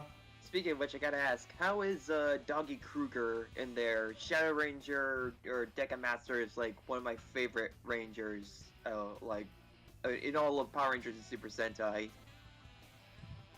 I'm curious how he stacks up in the rest of the cast in there. Well, for about like 2 weeks, he was very used by everybody because his loop was so easy. But since he got toned down a little bit, you're gonna see a lot more Anubis Krugers and the new guy whose name I keep forgetting. He's a lot of fun though. He's got fucking wall cling and a whole bunch of other crazy shit. Poor melty bastard. But other than that, like the game has a character. I feel like for everybody except for grapplers. You don't get a character in this game. I'm sorry. Ouch. What? The best you get is like there's a character that has an anti-air grab as a special. And that's kind of it. But nobody's like a true, real deal grappler in the game. And I understand why they wouldn't do that because that game is too fast. Like a grappler would get eaten alive in a game like that. There's so many things happening. It's Marvel too, except the combos are longer, so a grappler wouldn't last very long at all. Oh come on! It's like Battle K. It's like Battle K Road. There's no real grappler. Well, you can't even have like a Potemkin type nigga up in there. I mean, I would like that. There's a lot of big characters in it, but none of them are like a true, real deal grappler. Because if they were, I would be using them. Same. But, that's if I played the game. Which isn't it on sale now? I mean, yeah, but I mean, the kicker is it only comes with a very few characters. That's why it's always so cheap. The way they get their money is the fact that you have to get both season passes to get all the characters. Yeah, that's how they get you. And each season pass is like $15 or so. Jokes on them if I like the starter of the the vanilla base roster. Fuck, I don't know why it took me that long to say that. But at the same time, though, like they tend to have sales where you can get all of it for like $40 and stuff, and that's pretty much how I got the game when I got it. So other than that, like, and plus, like I have it on. Since I have it on my computer, that means I also have it on Pirate. So it's easily able to be played there for people who are curious about buying it, but aren't sure they want to put the money down. Yeah, I keep I try to buy games for PC only for that reason. So that way people are like, I want to try Power Rangers, but I don't know if I want to spend the money on it. And I'm like, all right, you can try it out. I'm copping that bitch. Well, again, you gotta remember there's DLC you have to get too. And the base roster is, I think it's like fucking 8 characters or so. It's not even 9. It's a 3-on-3 game. Who are the characters? You got the Red Ranger, you got Pink Ranger, you got Green Ranger, you got Evil Green Ranger, you got Cinezodic Blue Ranger. I think you have a White Ranger who can freeze you. You got Goldar, and you have a Black Power Ranger with a gun. It's worth mentioning. Just the Black Trooper from the comics. Yeah, he's not the real Black Ranger. He's just more or less a grunt with a gun, but he's funny. And you have another Pink Ranger with 2 swords. So I may have gone over 8, but I know the roster is small. Okay, Like, so I'm I'll pretty sure pick that Kuwabara, the Red Ranger, and the Green Ranger. Kira, the Sea Ranger. Cool, got it. yeah. Like every character is wildly different from each other. Like Anubis Kruger, I don't even know how to play him. So when I saw a combo video when he was doing all of these damn shadow cancels, I was like, how the fuck do you do any of that? And his combos are so long, but they're so fucking pretty. Because he's basically Captain Commando with a dog head. That's the best way I can describe him. Ooh. Gnarly. He has Captain, like his combos involve like 3 Captain Swords. Is the thing. Nice. Nice! His As super somebody who puts you in a played crumple Captain state. Commando a lot in MVC1, you have me. Yeah, like his super puts you in a crumple state, so you can combo after super, but it's a tight ass link. It's nuts. Nice. Okay, so what do we got next on the dock?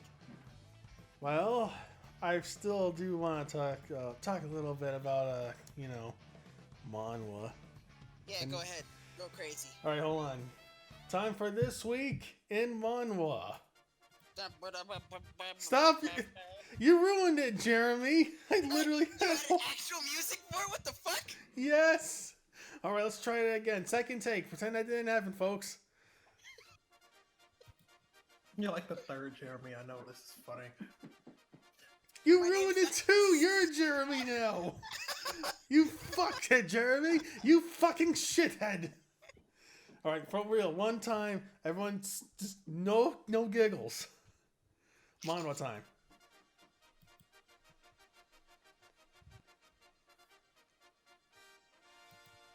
Okay. So let's talk about Andy Sato for a minute. We all know who Andy Sato is, right? No, nigga. I'm. Explain. It was like I was setting up a joke, you Jeremy. I'm sorry, I couldn't help it. Okay, hold on. Let me get the. Where's the browser? Where's the browser? Where's the browser? There we go. Oh, just pull that back down here. All right. So, quick hit. Andy Sato is a Hong Kong, an icon in the manhwa world. A lot of his stuff has never made it to Western shores, but some folks might be familiar with his KOF output because around the early 2000s, he did a lot of KOF comics. I believe he did 2000, 2001, and some side spin-offs like KOF Z, and KOF Zillion, and KOF R, which is like an origin story of sorts for like Kyo. Like, yeah, there it is. It's on stream. But yeah, most people only know him for the KOF stuff because, again, it's KOF. That's kind of our thing. But, of course, like many others, he did a lot of stuff before KOF. And I found one of his earlier works. This is a series based off a movie I believe is called God of Gamblers, Saint of Gamblers, something like that. It's a gambling movie featuring Stephen Chow about like gamblers with ESP and how they cheat. So, you already got something wacky. So let's just take a quick look through. This is the first issue right here. So yeah, gambling. There's some crazy shit going on. Gambling. A lot of Yahtzee playing. I guess it's big in China, maybe. Some guy got his eyeballs exploded out, I think. Maybe. But you're looking at this, melodrama cards, gambling. Yeah, this looks like it could... Oh, wait. Got a little fighting, so a little crazy, but nothing super bonkers.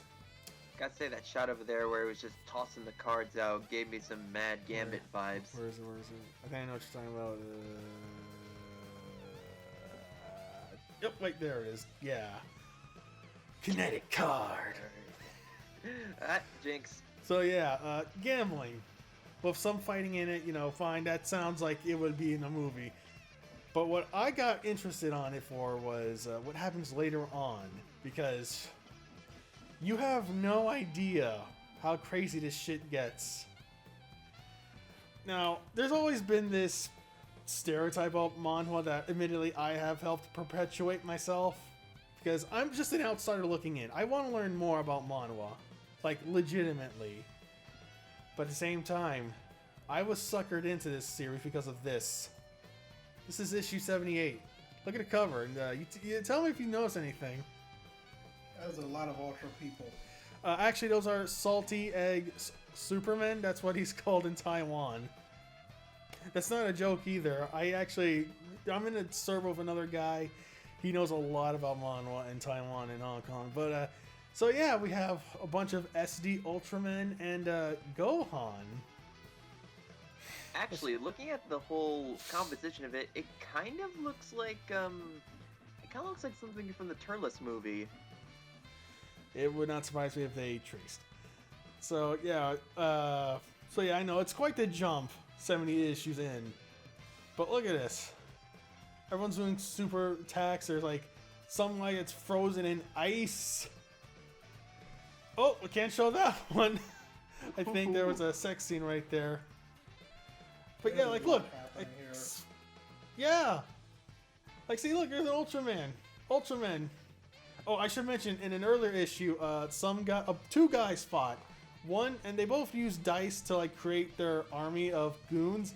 One guy takes a bunch of dice and turns his dice into like Saiyan armor dudes, and the other guy he creates SD Ultraman. But yeah, crazy. Just what? It's just you would have to believe. Yeah, you would look at this and think this can't be the same thing. No, this has to be something else. Andy Sato, what are you on? Also, you see this kick attack? You see this a lot in manhwa because it was prominently used in a Dragon Tiger Gate, which was like one of the big ones.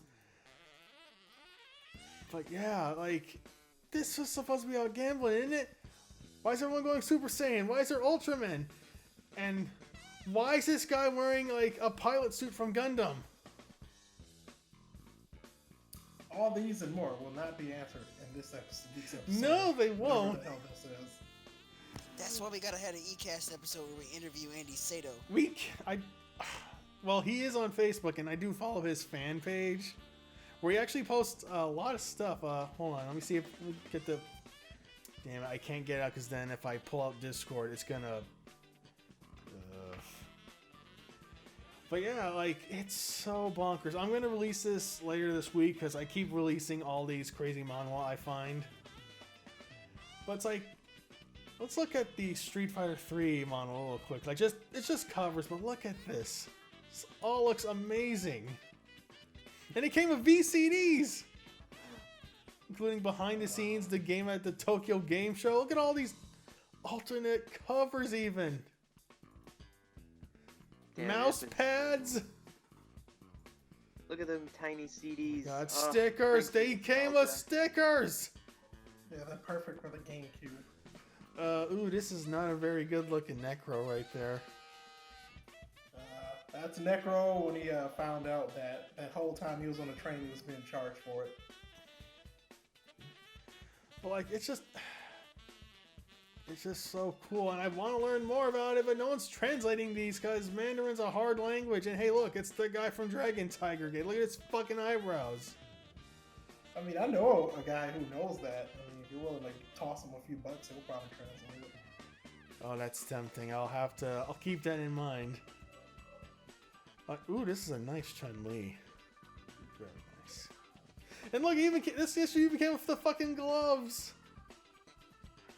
Oh man. God. Damn, she's thick.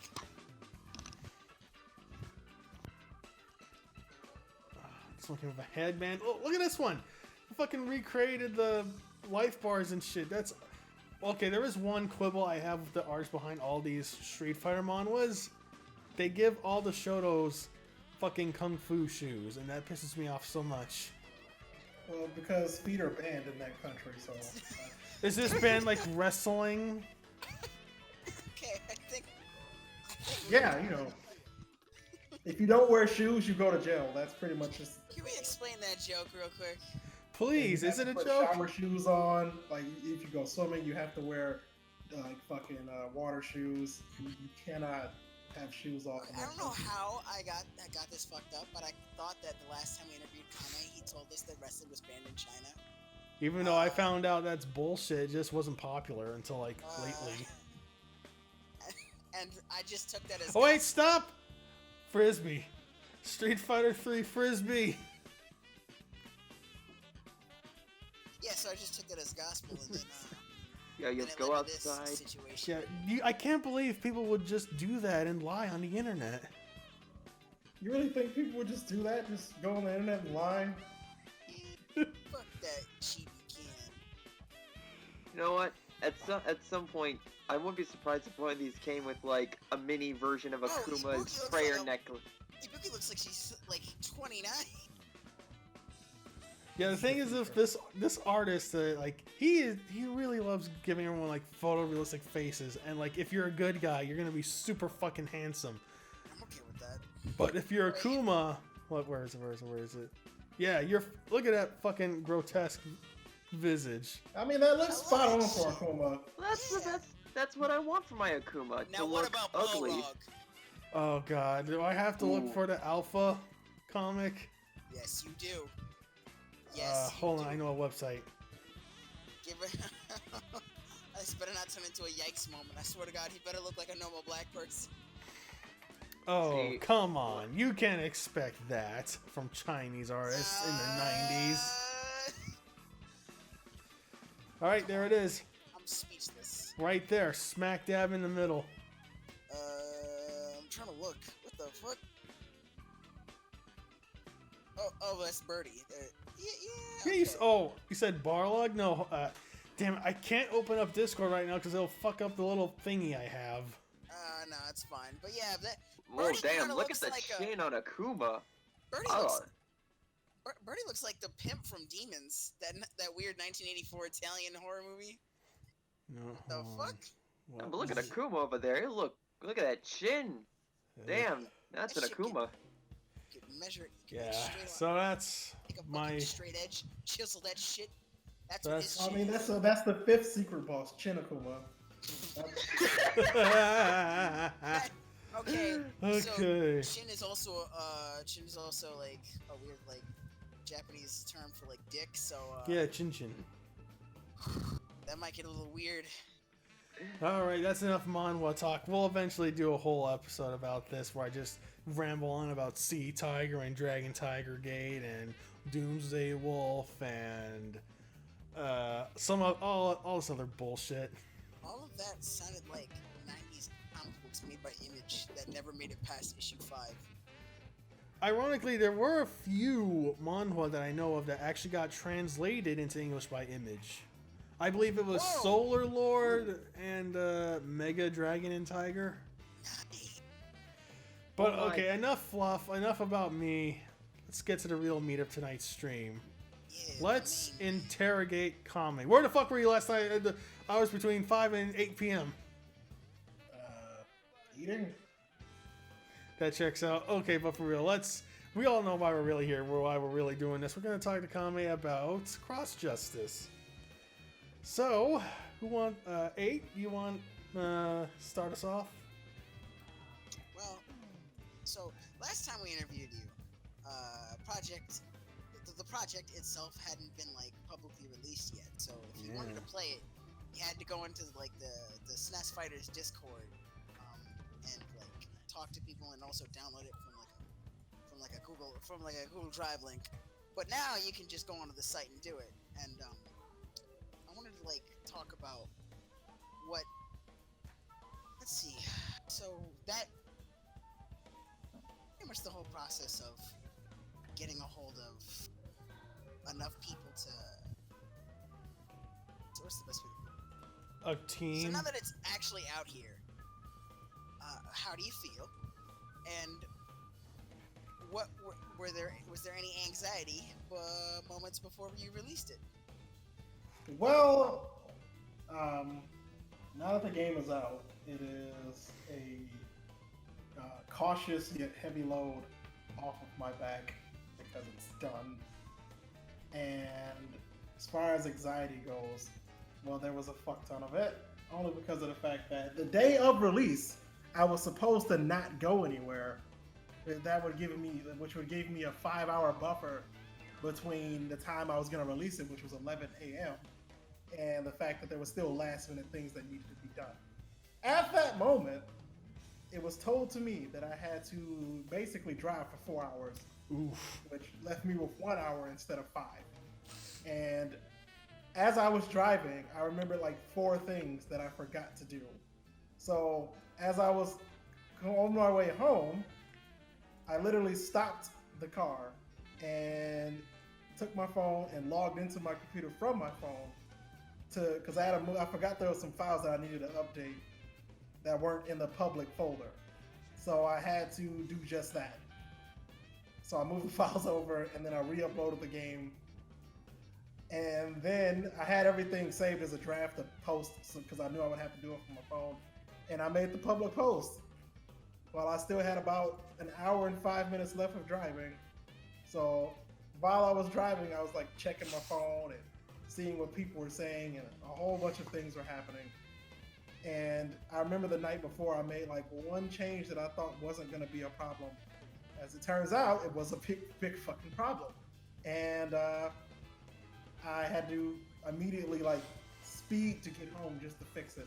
So I was supposed to get home in an hour and 5 minutes. I got home in about 35 because I went about 1:36 just to get home. And fortunately, there was no police out at that time.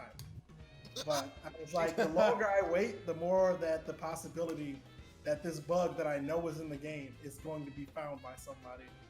And when I'm dealing with the M.U.G.E.N engine, which if you know anything about M.U.G.E.N at all, you know for the fact that it has a very, very bad reputation that it rightfully deserves. I'm not here to defend that. So that means that immediately, if something goes wrong, people would just write this game off as another M.U.G.E.N thing that no one should care about because M.U.G.E.N sucks. So I'm under immense pressure to make sure this game is virtually flawless at all times. And that means waking up at 7 a.m. every day to check the Discord to see if anybody's found any major game-breaking bugs. And for the first like 6 days, that's all I woke up to, back to back to back to back. So even when the game was done, I still did not sleep as well as I would like to, because I kept thinking something's gonna go wrong and I need to fix it because this game is available worldwide. And by the metrics of downloads, there are thousands of people who have downloaded it. So it's hard to keep track of that. And then the website, which I thought was ultra simple, people assumed was a virus because it was just a page that said download on it. And I'm like, the fact that it looks like a Web 1.0 web page is the whole point. This game is meant to scream 90s at you. So people were like, I don't know if I should download it. I'm like, it's on my website. If I was gonna make a virus, I would have done so, and I wouldn't have wasted 2.5 years doing it. So I made some tiny revisions to the site. I put some YouTube playlists on it. I put a version number on it. I started putting the information like my Twitter, the Discord, the wiki, so that way it looked a lot more legitimate. And I put the message that says, hey, because I modified this game's EXE, some antiviruses see it as a problem. And the only modifications I did was changing some text. That's why the options menu says what it says.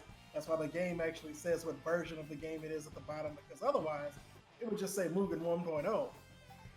So a lot of what I did with this game is something you will never find in any other game made with this engine. And that is why it's my magnum opus. That is why it is the thing I decided to end any and all creation with, because I'm like, I'm never gonna top this game.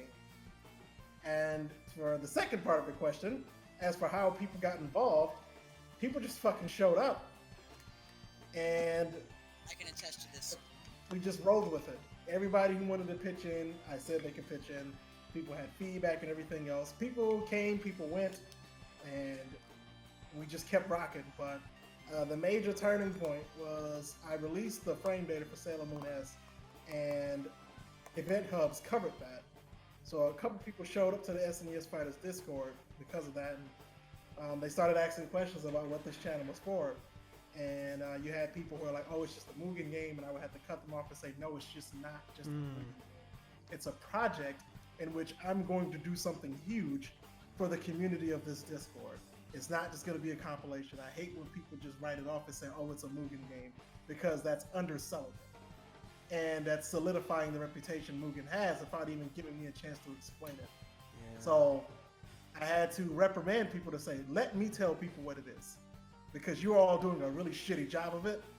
And I mean, I don't want to hurt people's feelings on the matter, but damn it, this thing has the potential to be huge if the right people get involved. And that is unfortunately exactly what happened. And the turning point for that is one of the people who got involved had a lot of working relationships with a lot of famous people. And it would be slowly revealed to me that those two people were SNK's Nona and SNK's Ryo Hashikawa, who contributed a lot to this game. And the major question I get from that, sorry, just for a quick reference for the audience, what have these two done? Just so people in the audience know. So Ryo Hashikawa is a sound engineer. He's also a musician. What he did for this game is anytime you hear a super sound, you're hearing Ryo Hashikawa. The Omega super sound, the regular super sound. Some of the sound effects from the ending and intro of the game also were done by him. So he gave me about 8 different super sounds to work with, and I kept 2 for the supers, and the other ones I just sprinkled about the game. As for Nona, well, if you've seen the opening intro of the game, if you've seen everybody's arcade endings, if you've seen the promotional art for this game, if you've seen the other promotional art for this game, you're all looking at Nona's work. It's kind of very obvious to spot. He has a very specific shading style. Nice. Anyways, you were saying before? Let me think. Oh, right. So, because this person knew how to get in contact with these 2 guys, it led to another question of, oh, well, because you got these 2 guys involved, you must have paid a lot of money to do that. And my answer is always shocking when I tell them I didn't pay a dime. And none of that was put together by me. I didn't orchestrate that. I had no idea what was happening. It just fucking showed up one day. They were like, oh, cool. So it just happened. So it's amazing that all of that happened the way it did. Because don't get me wrong, this game was going to be amazing even without any of that. But it was not going to look anywhere near as good as it currently does. So, like the prototype assets that I had in place, they were okay, but they weren't what you're looking at. The sounds that I had in mind, it was okay, but it wasn't what you're going to hear. So it elevated this game to a level that transcends virtually any other thing that's going to be made with this engine. And I feel confident in that, in saying that. Even if people have different tastes, which is fine, there are other movie games out there that are very good. Don't get me wrong. This is not throwing shade on them or anything like that. But none of them will ever reach the capacity that this game has done. And that is my solidified legacy.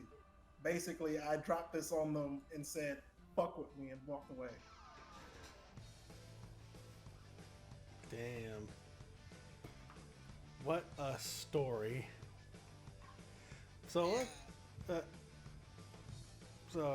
wait. Damn it. 8, you were about to say? So, was it your idea to make Wonder Woman that thick? No.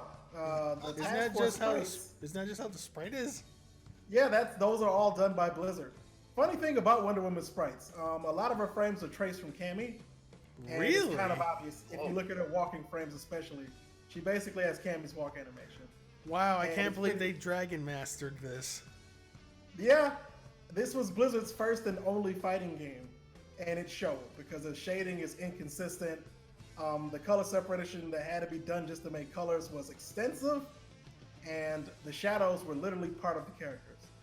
Now in Tournament Fighters, the shadow was a separate asset, which means that it wouldn't show up when you're ripping the game. Whereas in Task Force, they just drew them onto the character because they couldn't program shadows. It's kind of embarrassing. Task Force in general, like, they have flashing life bars like you could do supers or something. They didn't program that. So there's just flashing life bars for no fucking reason. Kind of like in that game for the Jaguar, I think it was. Oh god, Ultra Vortec? Shadow. I think it's like Shadow New something. Shadow, Rise of Evil or some bullshit on the 3DO. Yes. So they had finished him in that game, but they didn't program any fatalities. Very similar scenario. So they made it look like desperation moves exist in the game. And probably there's rumors for it and all, but they don't exist. Amazing. Absolutely. And just to give you some retrospective, Fight Fever has fucking desperation moves, but not Justice League Task Force. Kim Woo! Wow. Amazing. I can't believe South Korea did it better. pretty shit game. Lol. Well, I can. No, let's not rag on Blizzard for like 10 minutes straight. I think people have already been burnt out on that. Yeah. I guess I have a question. Would now be a good time to just ask questions? Yeah. I guess I'll have to mute. Oh, okay. I guess I'll start us off. So, what was the genesis that made you think, let's do TMNT Cross Justice? Like, what made you what was it specifically that made you think, let's combine these two for this game? Well, it was a catalyst of like 3 different things. So to be more crazy showed up to one of the dev streams that TTTTTTSD and I were working on with another game that came out last year, and he invited us to his Discord for some reason. And we just showed up and we started talking about who we were, and some people recognized us and some people didn't. But Zool posted a combo video for Task Force, which, I mean, since combos are damn near not a thing at all in that game, I was shocked to see. And I was like, this doesn't look half bad. I think I'm going to make the characters from this. So I set out to do that, and I learned that that was an extremely incorrect statement, and that the game is horrible and I hate it, and ripping it was a pain in the ass. Oops. And then 2B was like, yo, what if we were to make a crossover between these two? And I was like, well, you know, Raphael did meet Batman, so there's enough merit to do this. So then we started thinking about who would be the newer characters in the game. And he brought up the idea of Omega Shredder because he had like a color that he made when Tournament Fighters Championship Edition was in its infant stages before they like got that build out. And he had showed a palette of Shredder, and he was like, I think this could be like a Shin Shredder kind of idea. And I was like, well, because Darkseid's in the game and his whole thing is Omega this, Omega that, we'll call him Omega Shredder. And that's when the idea fell into place. And I was like, you know what? I'm gonna make these characters from Task Force, and then I'm gonna start this game. It's gonna be something that I want everybody in this Discord to be a part of. So naturally, 98% of the Discord immediately stopped, muted the channel. So it was fantastic to have that support. But for the 2% who didn't, and they were curious about what was going on, the planning stages were launched. This is before I recoded the system to have rematches and everything else. But I said, I want this game to have a rematch system because I wanted to spike Capcom because they can't even do 2-factor rematch currently. I said, this game's going to do it. I'm going to do it within M.U.G.E.N, something that is not even possible in this engine. And that's when I realized that I would have to recode the round system from the ground up, because many things that make this game what it is are something that M.U.G.E.N is not even capable of on its own unless you have a fuck ton of knowledge of what you can do with it. And I said to myself, well, who better than me? Because this is before I learned how to do everything, but I was like, I have the capacity to know how to do everything. And all of that fell in place, and the game was long. Well, the game began in September of 2017, and I had the first alpha out in about 2 weeks, and it only had Leonardo and Batman in it. And 2B played it, and I think Turi, when he was still around, played it, and a couple other people played it. And we're immediately asking, oh, who's going to be in the game next? And I put a poll out so people could vote for who was going to be in the game next. And I believe EightStarKaijin showed up about a month into it and was like, I'm voting for War. Everybody should vote for War. And he got his wish. And War was put in the game. I think he was like the 7th character added to the game. And I was like, so War got a fuck ton of buffs. And he needed all of them. And I think that's when EightStarKaijin was like, you know what? I'm in. I mean, I was always on board, but like, that's how once I got a hold of him, I was like, oh damn, this is the goat.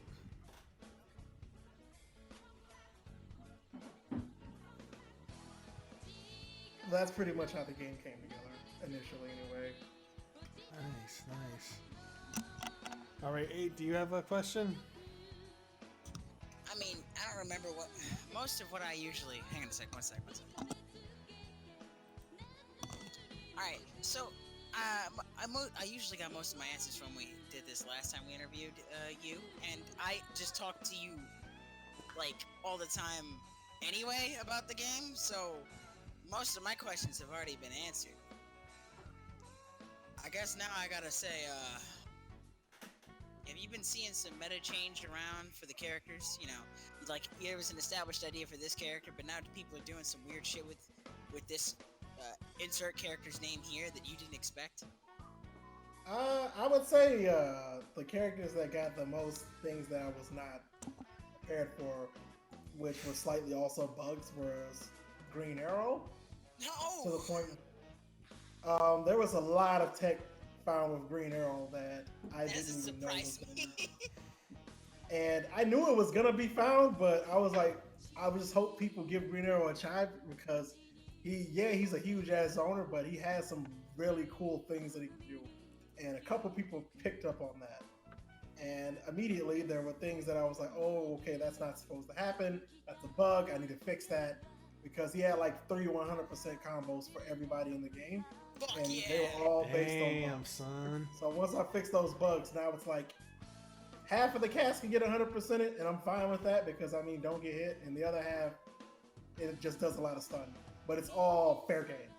My rule that I set in place for this game was once it's out, I'm not changing the balance for a year. So whatever people find, as long as it's not a bug, I'm just going to let it rock. I don't care. And boy, oh boy, have people been finding shit. Uh-oh. So it impressed me quite a bit. And I knew that April was going to be a character that people were going to gravitate to because she's barely playable in anything. But there are a lot of April players now. And that makes me happy because it tells me that was money well spent on the only thing that I paid money for on this entire project. And what might that be? It was not cheap. I had to pay it in euros just to give you an idea of how much money I had to spend. The Spider was in the UK. She was never had done fighting game sprites before, so I was paying her on the price of doing regular sprites, where she normally would do like single frames and maybe animations. I had to pay for about 98 frames at the price of around, do some quick maths for you guys. Quick maths. $10 a frame. Holy So- shit! Oh, wait, let's see. Damn. How many frames did you say? 98. 98 times 10. Jesus Christ, that's nearly $1,000. Yeah, I paid over that.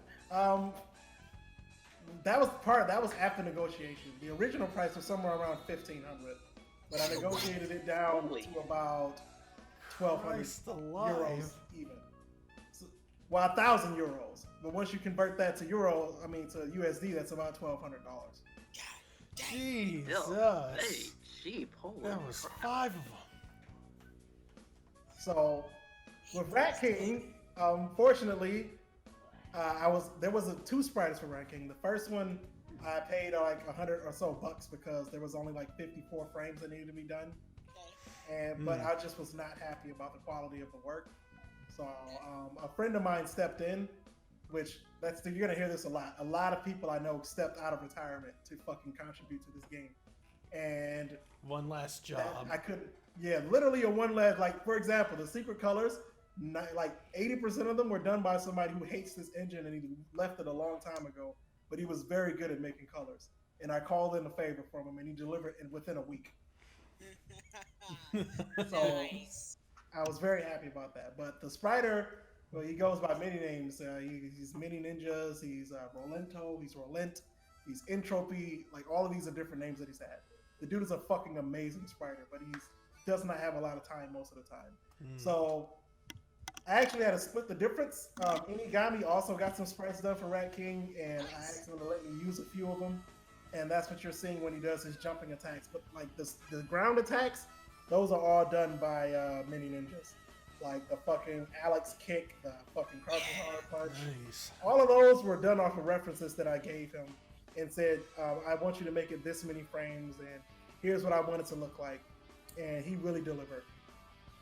So with Rat King and April, those are like the 2 new characters.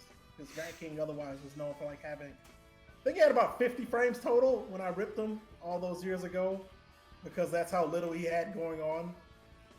And Omega Shredder, for those who are unfamiliar with it, there's this character called Psycho Shredder, which is a notoriously bad, cheap boss character, but it has a lot of custom sprites. So I kind of borrowed a few of that, and I'm gonna give them back when I'm done. So that's why Omega Shredder has a few new normals and a few new attack animations, all that kind of thing. So those are all things that just kind of fell in place for this game to really be what I wanted it to be. Gnarly.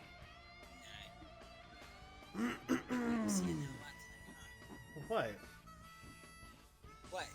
What? What? I can't, because we're not gonna stop being impressed. God damn it! Oh, As sorry. I was saying before. All right, let's see. I'm Robo, gonna you. get another question ready. Robo, you. Okay, do you got any questions for Kami?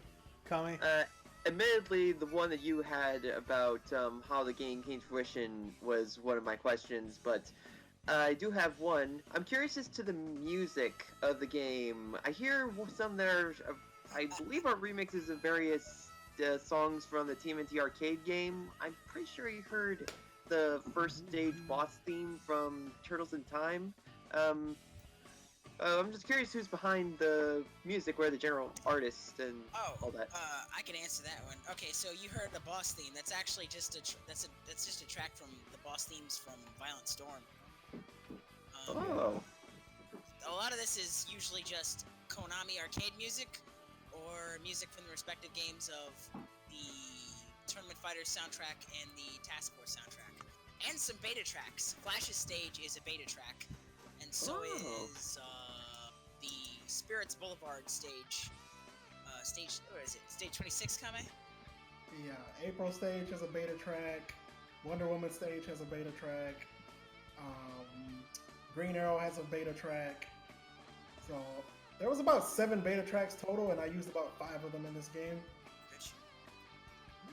Simply because Task Force, like, the music is hit or miss in that game, and it's very fucking miss. For example, Flash's stage just didn't fucking have music at all. It was just sounds. Like, worse than RoboKai's theme in one of the Guilty Gears, where it was just machine noises. Yeah, construction music, Yeah, I will say, though, about Task Force and music, the Genesis soundtrack is honestly really good. Like, I know people give the Genesis soundtrack for sounding like farts, but man, when I feel like they are able to use it to their advantage. Yeah. Nice farts. Surprising. Like the Comic Zone soundtrack, now that is gold. Or any Genesis game made by Treasure. Oh, Toy Story Genesis, that also had really good music. Vector Man. Yeah, Vector Man is a big one. Alright, look. Castlevania. Alright. Wow, we're going back to Konami. Hey, we're circling back. Hell yeah, nigga. Alright, so what we got here is a situation where Tournament Fighters and Task Force were 2 games that, from the ground up, could not be any similar. Tried, and there are some similarities. But when you make them together for a game like this, you get a surprisingly beautiful blend of DC and TMNT lore. So,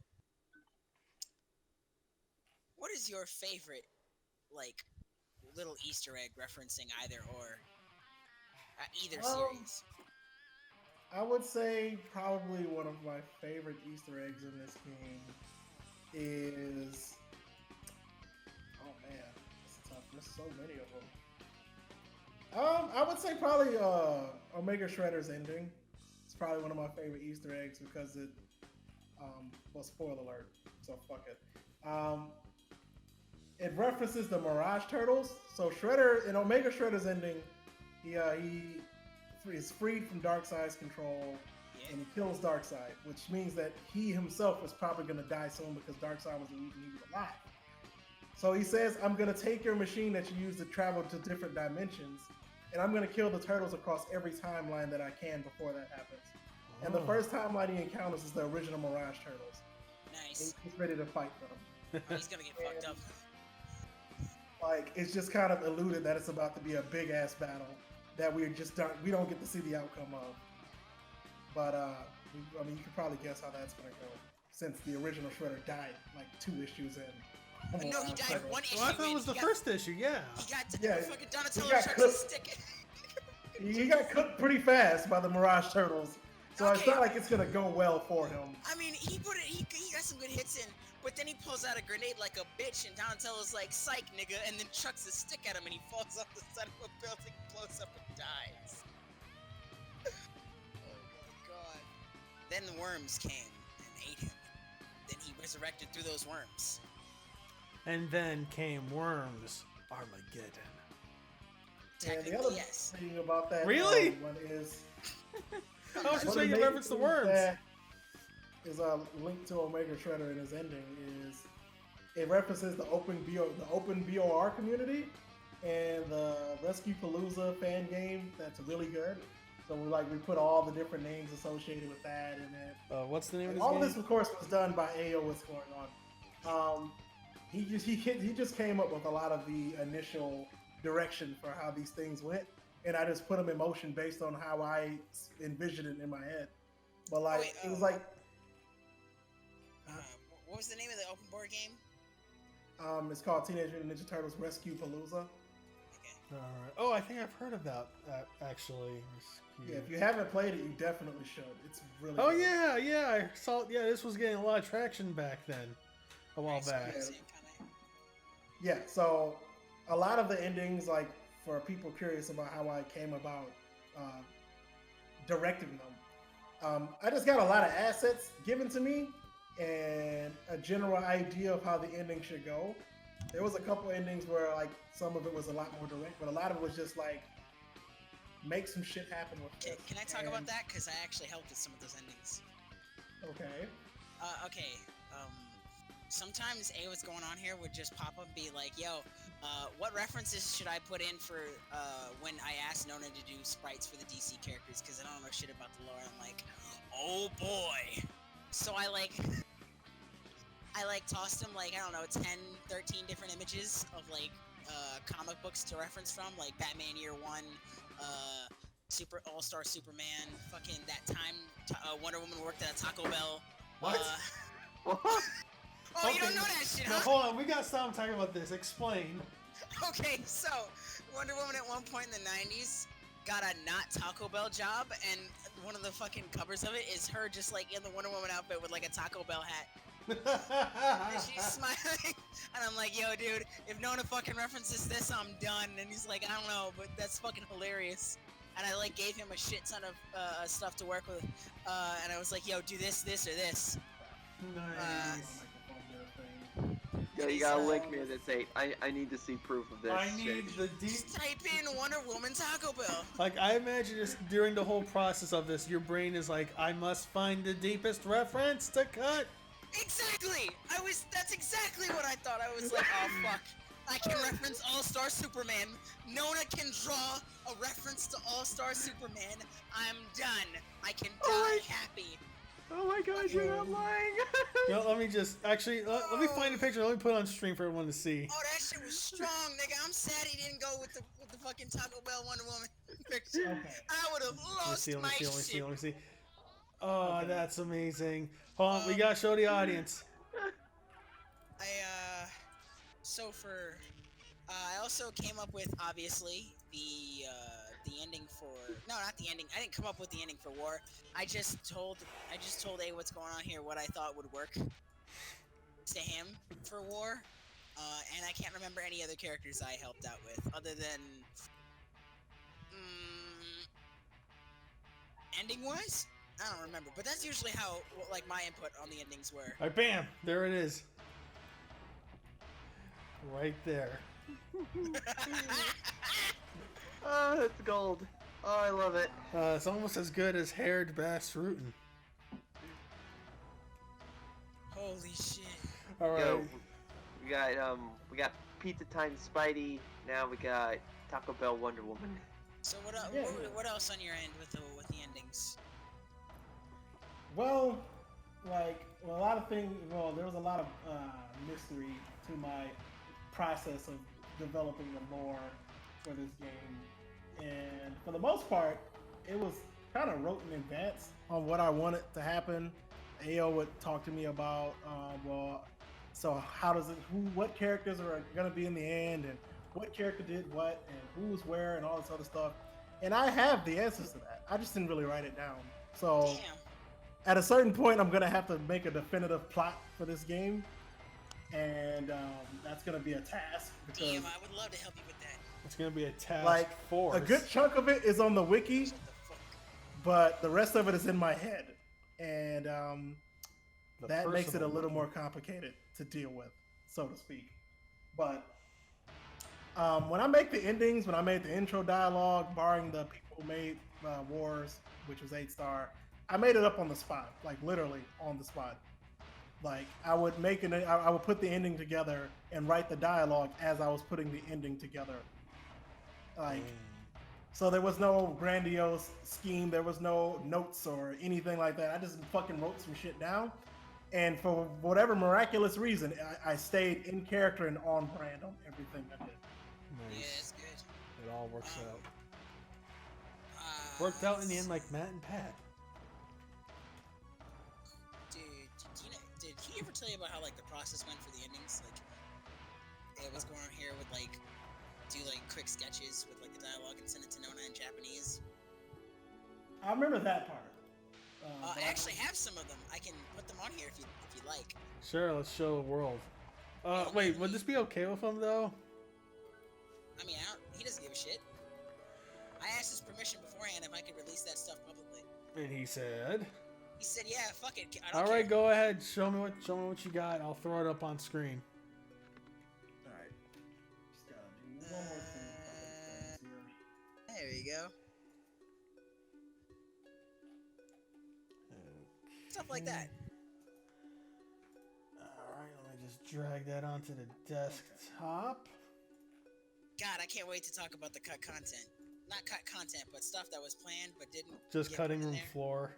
Yeah, on my end, and then I'd love to hear what Kame would plan to put in, but he didn't. As far as cut content goes, there wasn't a whole lot of it. Like, Right, here you go. Here we go. There it is. Boom. a lot of what I wanted to do was done, and there wasn't a whole lot that I didn't get to do. There were suggestions that people had that I was like, that wouldn't be a bad idea, but I just decided against it. But at the same time, a lot of pretty much everything I wanted to be in this game is in this game. Like, I was worried that the character, like that April may not be in because I couldn't find a spider. It was so difficult to do so, but that worked out. And like, other than that, like what you see is pretty much what I envisioned. It's very rare that I mean, typically what happens is when you are working with a lot of people at once, there's a lot of stuff that gets cut because you just gotta Butting can't heads. include everything. But since I was the only person who programmed this entire thing, it was pretty much I'm gonna do it because I want to do it, and no one's gonna tell me otherwise. So that was a pro and con that I dealt with making this game solo. Like whatever I wanted to do, even if it was a spur moment thing, like a lot of training mode options, the whole like intro dialogue was not planned until I said I was going to do it. Card quest was not planned until I said I was going to do it. So those things just kind of happened as they were. And A would be like, "Hey, is it possible to do this?" And I'll be like, "Yes or no." And if I say yes, I'll be like, "Oh, okay, cool," because I was thinking about doing this, and I would just be like, "Okay, cool, we're gonna fucking do that." And he was like, "Can we make a whole fucking store for survival mode where you buy things that can do different effects and everything?" I'm like, "I mean, yeah, I could." And he was like, "I was thinking we should do that." And I was like, "Hell yeah, we could do that." And he's like, "Do we have enough time?" I was like, "I'll make time." Card Quest was something that I wanted. Like, I was gonna do a survival mode that was kind of similar to how Street Fighter V did it, but Card Quest took off on its own and just became this whole fucking crazy thing. Like the gameplay changes and all the other weird things that can happen in Card Quest is just, it makes it something that you can play again and again and again and never have the same experience. I'll have to check that It's out. basically a roguelike fighting game, something that should not exist but does. Sexy. Say. Actually, yeah, there is one thing that didn't get done that I wanted to do. So I was gonna make a website that people could upload their screenshot of their completed card quest run, and like have like a competition to see who could get the most money and the most wins with it. Like it was gonna be like a leaderboard kind of thing, but I did not have the time to write that because it would involve quite a bit of code to do. Like it's not like I don't know how to do it. It's just I didn't have the time to. I thought that would have been really cool. It would have gave people something to be competitive with, even if they're not very good at the game.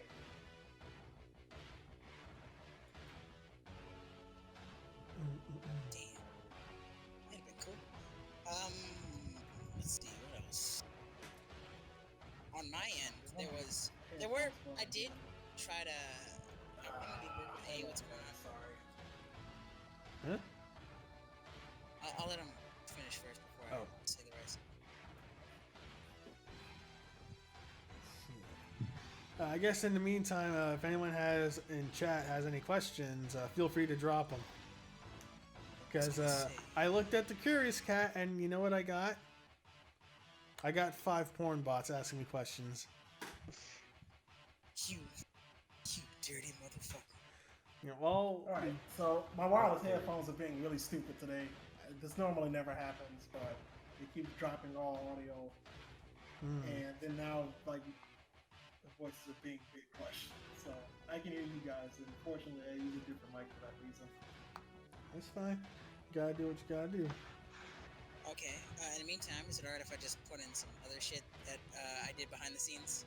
Yeah, Okay, so, for War, I asked A what's going on here, if he could make a special animation where War comes to life like he's a puppet.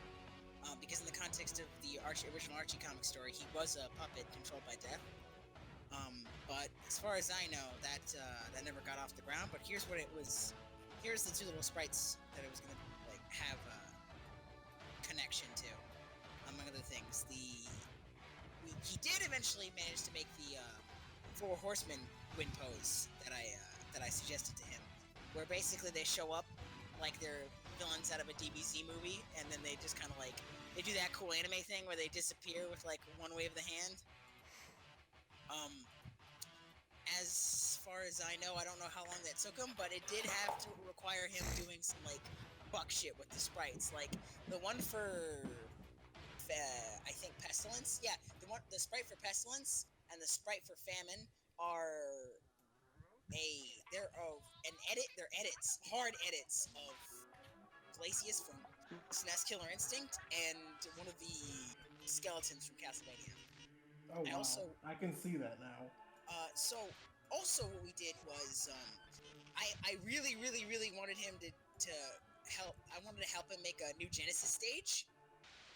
And the best, I don't know. I couldn't give him any more ideas before we could like finalize anything. So this is pretty much what it looks like. What it looked like when he got back to me, and it was like a cool rendition of like Neon Knight Riders in the background, that city, and then the bottom was just gonna be like a lush, nice, like what was the word? Like landscape, like that, and it would have had music from Neon Knight Riders as a suggestion. Oh wow! And that's that cool. was, yeah. I wanted to put that out, but unfortunately, I never gave him more ideas. He said like, I think he said something along the lines of, like, gotta give me more ideas. I can't just do this. And I'm like, yeah, I'll get back to you on that. And then I fuck it like an idiot. I just never did. And I'm like, god damn. Oh wow. That's unfortunate. Also, I wanted to make a voice for War when he roared. Besides just his roar, I did a thing where I did a recording for War's voice to try to do it the way the other characters' voices are compressed. I remember I had this conversation with you, Kame, and I sent it to you, and you said, "Do you have the original version? Do you have the original version of this?" And I said, "No, I got rid of it." And you're like, "Then I can't use this." And I'm like, "Fuck." Yeah, like typically when I edit voices, I need the raw originals. Damn. That shit's going for forever, man. I can't find that shit.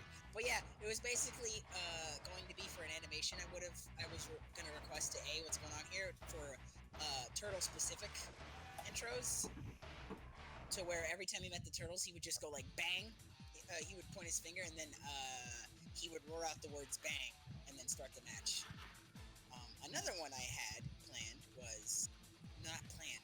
I was gonna like ask him to get it to you to see how you'd like it, and I was trying to find a roar of like something mechanical and ethereal that I could use for war.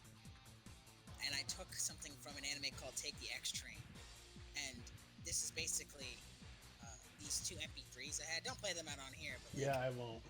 yeah, they're pretty fucking loud. Sure. But unfortunately, I wasn't able to edit them in just the right way to make them get that like roar from the titular X Train for war. Let's see. What are the things we're cutting? Doing it. We're What not the heck cutting. is going on with you? Hey? What are the things that I not managed to get in? I wrote the dialogue for War, but I was gonna do dialogue for other characters too, like Despero and Wingnut. And as far as the farthest I got for Wingnut, I forgot to tell, hey, what's going on here? And it was basically a Wingnut versus Green Arrow conversation where Green Arrow goes, since you want to be a damn clown, I've got an arrow just for you. And Wingnut like just jumps to the conclusion. He's like, I didn't know you could fit a pie onto an arrow. And he said, who said anything about a pie? And then Wingnut just goes, oh no. And the implication was that it was going to be the boxing glove arrow, which eventually made it into the game. Nice. So that would have been perfect. Yeah, like the Green Arrow things just as they were part of an intro that he had with Batman, and I was like, I'm gonna fucking turn that into more arrows because I feel like he needs something else. Before I came up with the reversal that he has on his Omega Leap, which like now he just has so many different things he can do. But ironically, the Omega Leap is the thing that pushed him over the top for all the things I had to fix on day one. I'd say it's fitting. It literally took him to the top for tool set wise, for what he wanted, for what he needed. Let's see, what else do I have here? What's some other shit I had that I wanted to that they talked to me about? Put in. Let me see. Is this? Did I show the one with Raph where he had the dialogue boxes? No. Oh, let me show them. There was this one. I think this is how he talked to Nona, where he'd be like, "Yo, here's the English subtitles, here's the English captions, and then here's the Japanese captions." And he'd send these test endings to Nona. Alright, let me see. We'll get that up here. Yeah, I remember seeing those things, and like for the most part, I could not include profanity as much as I could avoid it. Damn! So that's why a lot of the dialogues were rewrote. Other than Donatello's, which was pretty much one-to-one, I rewrote like every other one that was given to me because I was like, well, I can't swear in this game because children are going to probably play this game. So, That's weird to think about. in order to have broad appeal, I have to make sure that I don't swear, but I can swear as much as the Turtles did, where they just use shell instead of hell or fuck or whatever they used it for. So I abused the hell out of that. Saying get the shell out of my way and all like Kirby X especially, he abused the shell instead of saying curse words, just because he's a dick, and I wanted to emphasize how much of a dick he was. Yeah, I had fun writing that one. I didn't have any swears in my thing, right? I think there was a couple that I had to take out. I rewrote a couple, like anything that was over the character limit or just probably could be rewrote better. If I had profanity, I redid. Alright, cool. Let's see, what else? What else did we do? I was always of the opinion that I didn't do much, but then I remembered that I did. That I actually You really did a lot. It sounds.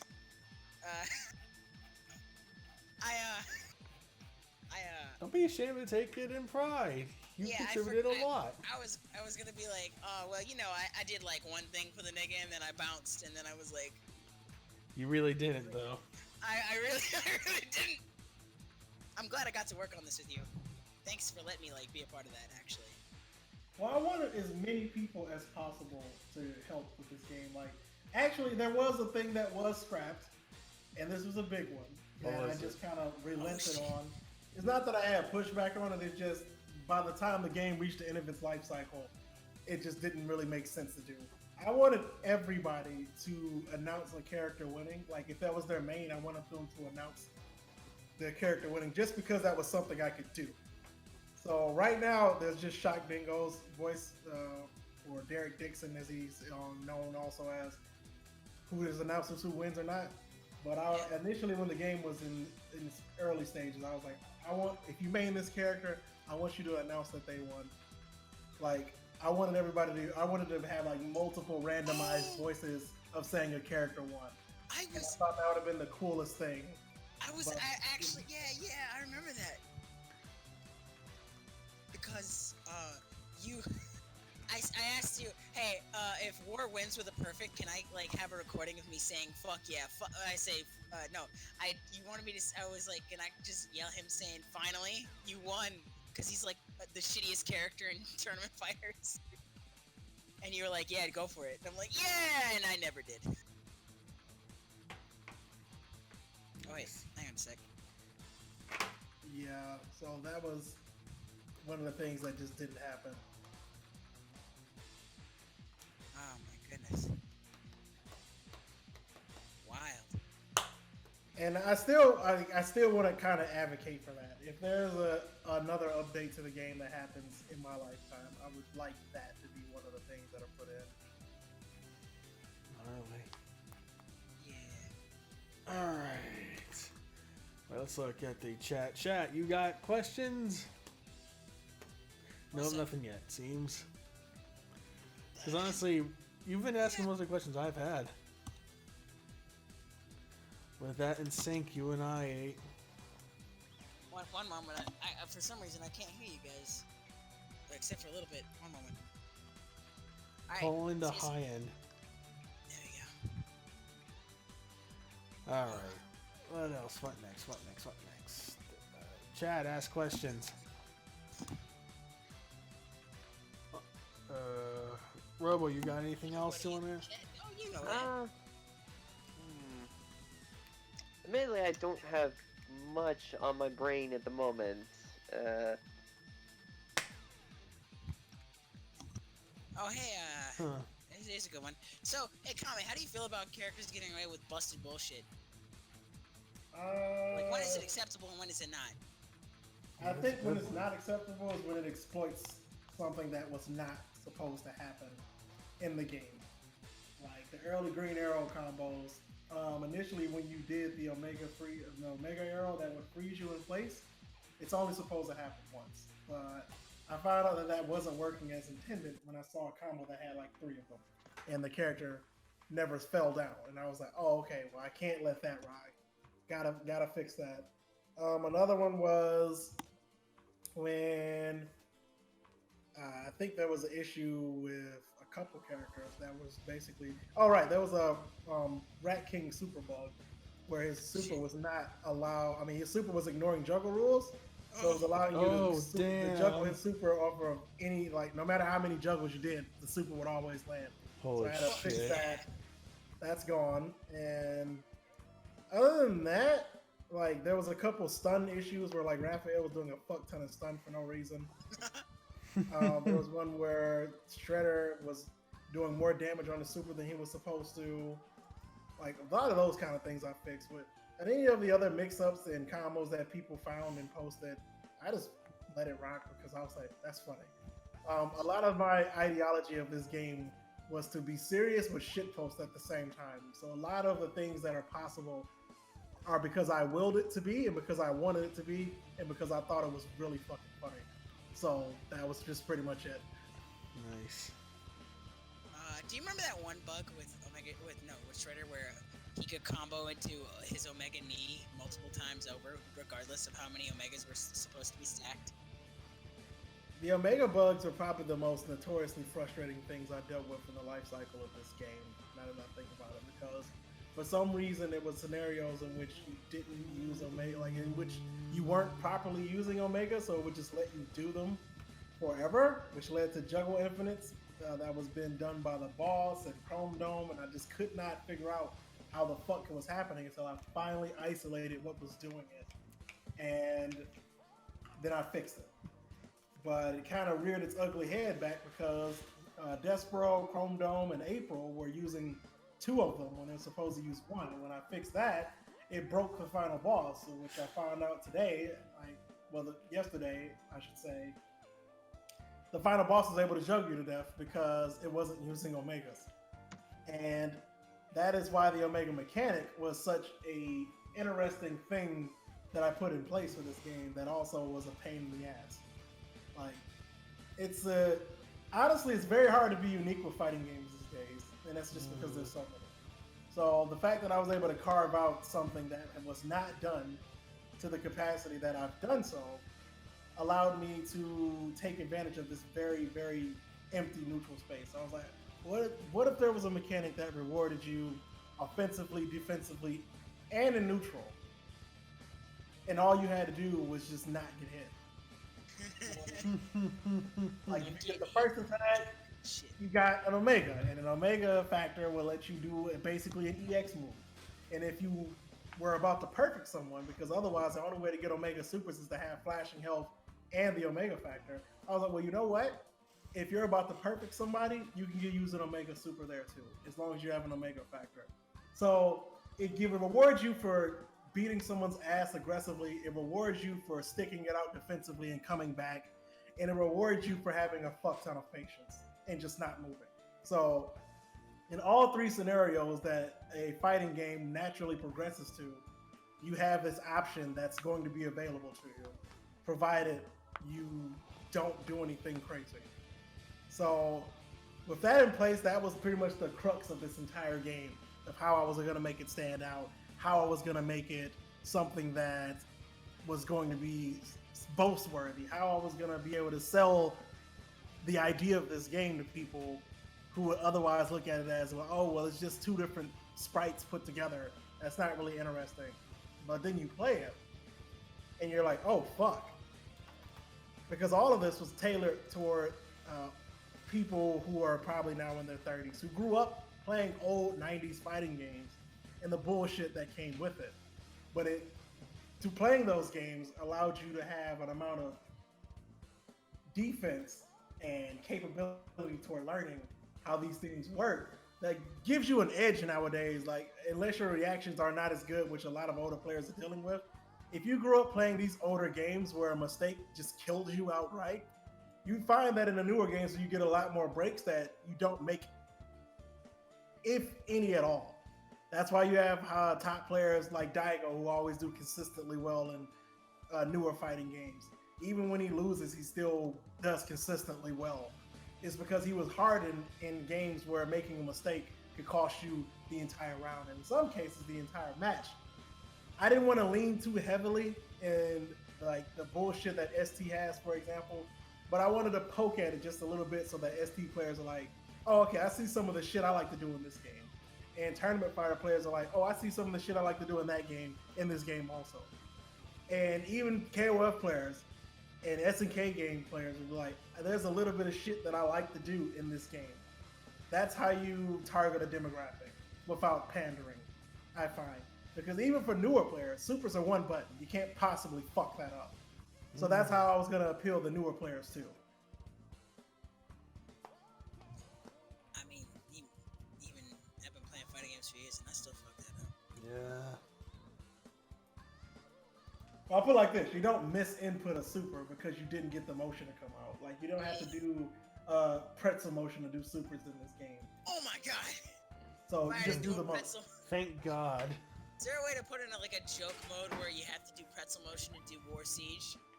I want that shit. Well, one of the survival store cards, which turns the game into a completely different fighting game. Ooh. I was thinking to myself, should I or shouldn't I make supers a motion in that mode? Because there's no way you would really know about it unless you were to press start and see that all of a sudden the super command is an actual super command. But Damn. I changed my son. mind on that because that's too obscure. Because a fighting game that it turns the game into, virtually no one has played. What game was it? It's called. It's a game that's not even out yet, but a good chunk of what it is in the fighters' histories, dynasties. But it's called Dynasty Warriors, which was the game that TCTTTSD and I first started working on as a joke. Like before any of this shit happened, we were just jokingly doing shit. A lot of these start And it off got really serious. joking, huh? Pretty much everything I do is a joke that somehow becomes serious, and I've just rolled with that. Amazing. And it's just like that's pretty much how my life is. It was a joke that somehow became serious, and I don't know when that happened. I just know it happened at some point. Look at But the appeal of that game in this game is all of a sudden, two-hit juggles aren't a thing. In fact, juggles just kind of exist, but there's an arbitrary rule to them that is not explained to you. Now, you can juggle opponents as much as you want to, but for every light attack you juggle with, you can do that up to 14 times. For every heavy attack that you do, you can do that up to 3 times. And specials are also 3 times, basically. So you get 14 juggle points. Light attacks is 1 point, heavy attacks are 3, specials are 4. Also, you can OTG. So you can sweep into a special and keep doing your combo. And then you can special cancel into super if you so chose also. And CPS chains don't exist. You can just do light to heavies. So you could do like light punch, light kick, hard punch, special, super cancel into super. And all of that was a thing you just can do now. But I don't say any of that to you. So the only way you would know that is if you've played Dynasty Warriors or you've watched the streams where we talked about it. Yeah, So, I know about that. That, I guess, would answer the other question for what's my favorite Easter egg. Honestly, it's probably that because virtually no one will get that. And by the time people figure out all the things that's possible with that card, I would assume it will have been at least a year from now. Just because it's not explained. It's a $25,000 card, and it's not explained. It just says you are now playing Dynasty Warriors. You know, Prince, maybe we should put some time into Card Quest one of these days. Yeah, sure. That sounds like it sounds like a game within a game, basically, at this point. That is precisely what it is.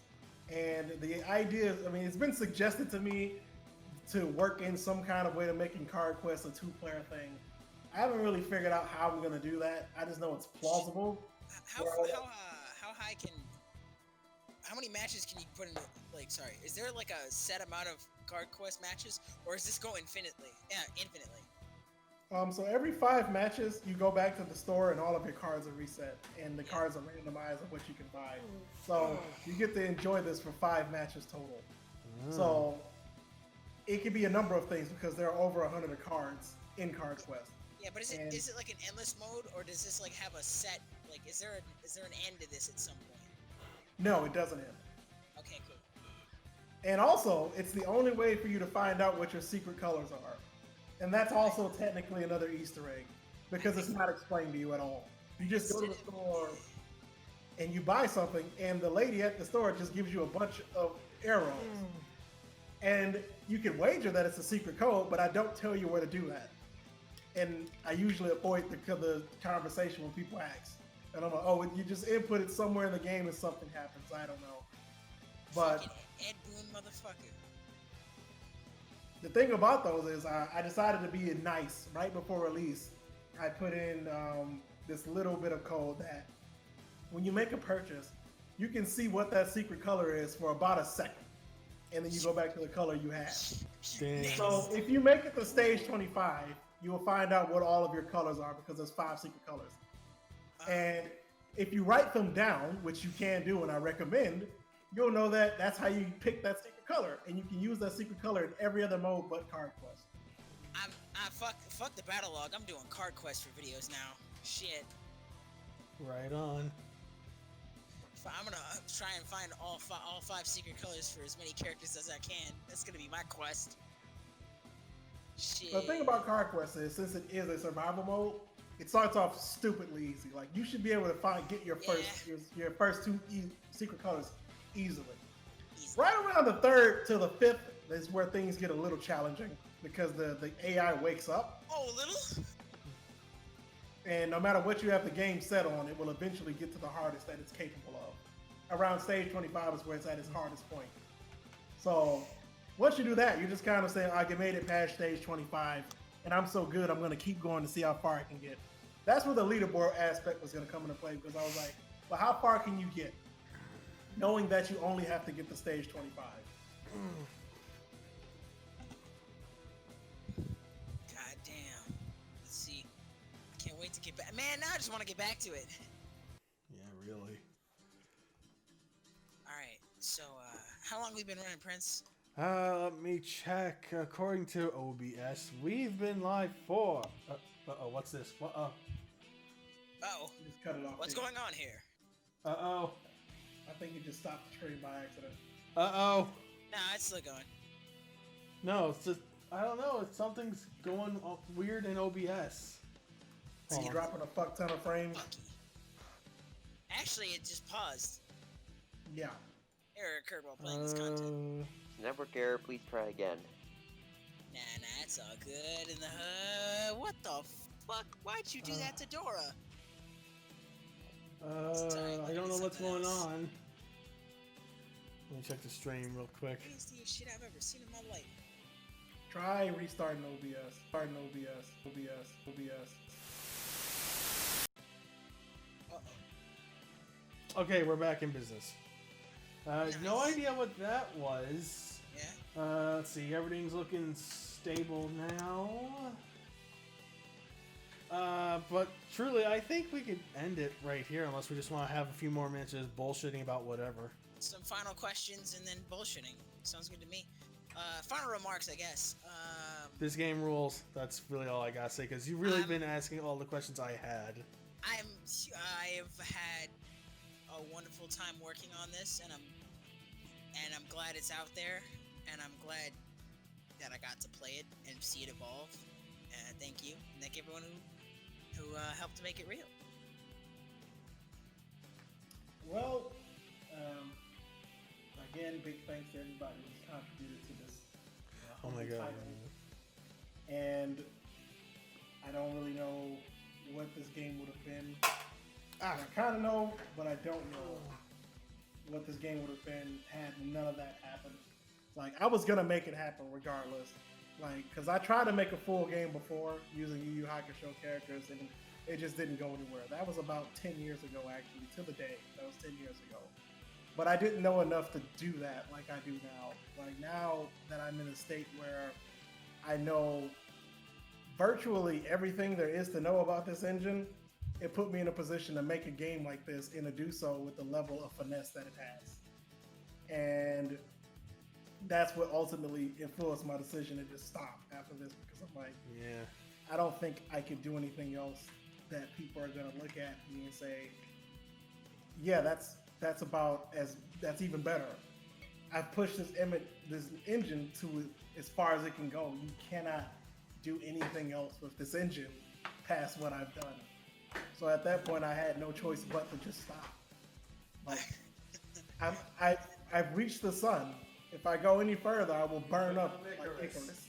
So, You reminded me of like Tagoro when he gets all buff and shit. They're like, I'm gonna give you 100% of 100%, and then he just fucking calcifies and dies. That's where you're at now. You've reached your limit, your full potential. like, if I do other stuff, it won't be with this engine. That is the other thing that I hinted at, because there's a better version of this engine out there, but it doesn't have the exploits that I use to make a lot of this shit possible. So you're gonna just start So I from can't ground port zero. this game to that engine. It's just not physically possible to do. Which is kind of a bummer, but at the same time, it's a good thing because I don't need to do it, because that would it would kill me to do that. I literally would not be able to complete it in time because I'd have to start all the way over. And I just don't have that in me anymore. Understandable. No one would ever ask that of you after everything you've done. Yeah, you've I really- mean, the thing about that engine is it has a built-in online mode, so that's kind of the major appeal of it. Yeah. Oh, Eichmann? Yeah, it's specifically E.G.E.N Go. which is the newest version of that, and it has a lot of cool shit in it.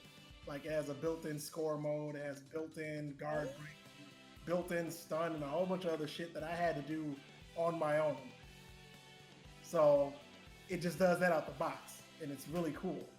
So it's nice to know, but I would have to recode all of my shit to compensate for what it does on its own. And Yeah, that's a lot to ask. Yeah. Don't worry, but don't sweat it. It was all good. In any case, it's out now. Nobody can say shit. Good game.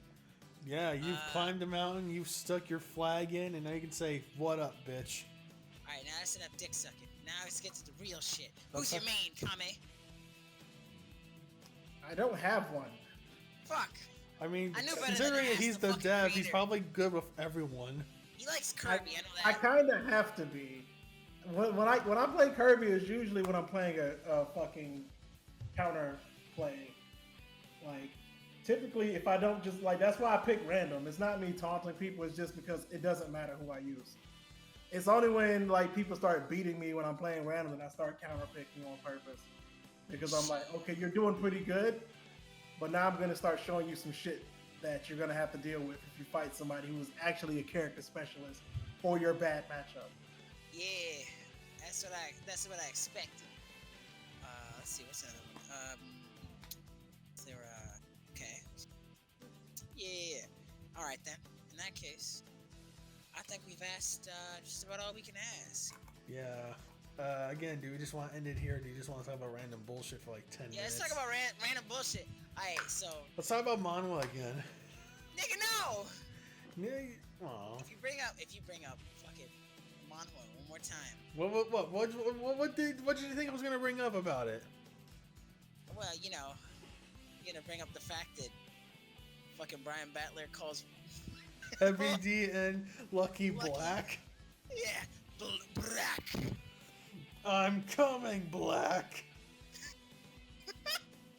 My favorite part about that is that apparently there were a bunch of misprints, and he was called not Brian Battler, but Brian Butter.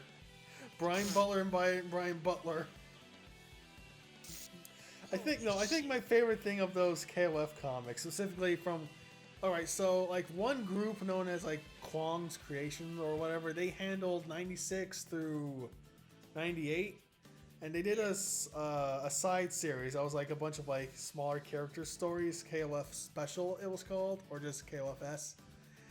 And there was a 3-part mini arc, I guess, about Chris, Yushiro, and Shermie and how they met. Yeah. And it starts out with Yushiro just talking about how American rock and roll is great, and he's got like posters of Radiohead And Kurt Cobain. Like, apparently I did some research, and the artist, I guess the head artist or whatever, he did study abroad, so maybe he thought like, yeah, this makes sense. And you know, it kind of does. I could totally see him being into like the Butthole Surfers and other fun 90s alt rock bands. I think he cops the Dreamcast version of Crazy Taxi because he likes the Offspring more than the other versions of Crazy Taxi. Oh, Yashiro would be super all about the Offspring. Yeah, he would, Maybe like, Bad Religion. I can't cop anything but the Dreamcast version. Yashiro says as he pops in his fucking VMU. Well, hold on, that's goddamn assuming he's controller. still alive. Oh, fuck you! Wait, do we know if they really died in canon? Yes, they died in canon. Damn, Kyo, you got blood on your hands, dog. So does Iori. Do the means justify the ends, Mr. Kusanagi? Shut the fuck up. Oh, ooh, I gotta go in. Okay, hang on. Hey, Kame, how do you feel about Dynasty Warriors 1 on the PS1 and, like, PS1 fighting games? And who was your favorite Dynasty Warrior? Yeah. Dynasty Warriors 1 for the PS1 is a disgrace. Fuck. But it was a necessary evil because it led to the creation of one of the best series of games, period, to me. Yeah. Like, Dynasty Warriors 2, 3, 4, 5, 7, 8. All good games. if you notice that I skipped some numbers, it's because I'm not repeating them. They're not worth talking about. Yeah, like 9. So I didn't. I think it stopped at 8. I don't know about 9. Was there an 8 I certainly have extreme? not put 246 hours into Dynasty Warriors 9 to have that opinion either. So, like I said, Dynasty Warriors 2, 3, 4, 5, 7, 8, just amazing games that they just really fucking. Oh, Warriors Orochi 1, 2, and 3 also worth pointing out. Samurai Warriors series, amazing, every single one of them. Like Samurai Warriors 4 is fucking godlike. The fucking Legend of Zelda ones, the One Piece Fist of the one, North Star. obviously. The Fist of the, we don't talk about those. Aw, I like those ones. No, they ain't good. Well, they have characters that I fucking like. Okay, sorry that I can't If you get want a into good One Fist of the Piece. North Star game that has a lot of fighting in it, play the Lost one from Dynasty. I PS4. know. Hell yeah, that is the It's Lost best Paradise, fucking Fist of the. Let me like what I like, you son of a bitch. I love you. I love you too. Anyways, Bottom line. And we're talking Also, one that's worth mentioning, they had one about a couple different animes. I don't really remember. there was Gundam yeah, Dynasty Iceland. Warriors. I never even heard of fucking Arslan before I played that. Yo, Arslan! The hell's Arslan? That sounds familiar. Yeah, there's a It's, Muso for Arslan. It's pretty good. It's a manga slash anime slash Arslan. novel written by the guy who wrote the Legend of the Galactic Heroes with art done by Yoshitaka Amano. Yeah, I don't know. And who those also the Berserk Muso, fucking amazing game also as Oh, well. honest? Really? are. What is this Okay, called that's again? surprising. Arsland? Yeah, Arslan. Arslan and the Warriors of Legend is the official Yeah. title. The OVA is great. We'll watch it sometime. And the Warriors of Legend. Wait, Yeah, wait. that's- Is the Arslan Dynasty Oh wait, Warriors I was game- spelling it wrong. I was spelling it arse as an ass. Yeah, fucking weird. Anyway, okay, so is the Arslan game done with the art by Hiromu Arakawa? Ugh, I do not like this art style. I'm I already don't turned know. off. My hype boner got way shrunken down. That's why I'll show you the OVA with the cool art. Calm down. Better be cool. Which one did you look at? Is the one with the art by the Full Metal Alchemist artist? Yes, actually. Yeah, that's the wrong one. Look up the one by Yoshitaka Amano. Yeah, like that is the art style of this game. Unfortunately, it's very Fullmetal Alchemist. Now that I think about it, I can see literally every Fullmetal Alchemist character transposed into all these other characters' faces, and that's I probably like- why the game looks as weird as it does. I like Hiromu Arakawa's artwork, but I don't see. like Arslan's, the Arslan art style. If that makes any sense. Wait, is this the guy who did all those Final Fantasy covers? He's also the one who made. Okay, he did artwork for Final Fantasy. He also drew the art for Vampire Hunter D, and he's also the guy who made the Tatsunoko character designs for Gatchaman and Casher and Tekkaman. Cool. So, he's the fucking goat. He sure looks like it. No disrespect to the lady behind Full Metal Alchemist, though. Yeah, but She's Hiromu good, but that Arakawa's does not art- look great. That art for Arslan is a disgrace. For the anime specifically. The manga, different story. Alright, what else? In any What's up? case, yeah, that was a good one. The Berserk one is like they fucking pulled no punches. It's very bloody. A lot of crazy shit. Like they fucking reanimated all the shit that happens in the show. Where I people heard get it was kind of slashed in half. middling. Yeah, it's like Dynasty Warriors. Like I just think to myself, I'm like, what if they were that fucking brutal with some of the things that happens in Dynasty Warriors? Like when Jaho Doom gets an arrow to the eye and has to rip his eyeball out, they never really show the eyeball, but it just shows him ripping the arrow out of his face. Damn. If it was done the same way they did Berserk, you would see the fucking eyeball. Yeah. Yeesh. It'd be grotesque. But like that's how Berserk is, so I get it. Like I had a lot of fun playing it regardless, so it didn't really matter. My memories of. Oh, go ahead. Yeah. They answered the question about who's my favorite Dynasty Warriors character. Yeah, go ask it. Answer it. Answer it. Yeah. It's a tie between Zhuge Liang, Ma Chao, Lubu, obviously, and Hua Zhong grew on me a little bit too. But like Ming Huo, like I have so many favorites. That's fair. I respect that. There's so many there's like fucking over 150 characters. I mean, shit. Yeah, I'm kind of a mark for Guan Yu. Yeah, and I will always stick with, you know who. Zhang Fei, that drunk bastard. Yeah. Yeah, Zhang Fei is fun because, like, as the games progress, he just became more and more Zangief, and they just didn't even try to hide it. Like, he gets, Like they just kept giving him fucking command grab specials, and I was like, oh okay. Nice. And he basically has SPD in Dynasty Warriors 9. Like they didn't even try to hide that. I fucking You know, love that. while we're still on the topic of Dynasty Wars, do you have any familiarity with the Knights of Valor games? No. Well, yes, but no. I know what they are, but I've not played them. So, like, Fair enough. I played them once. It's a good game, but God, wow, it's a long slog. Yeah, it is. Wait, Right. no, I looked at it and it looked like it was long, so fuck. The thing about like the Warriors of the Three Kingdoms and the Romance of the Three Kingdoms. Romance of the Three Kingdoms and all of the different variations is kind of how we got to Dynasty Warriors to begin with.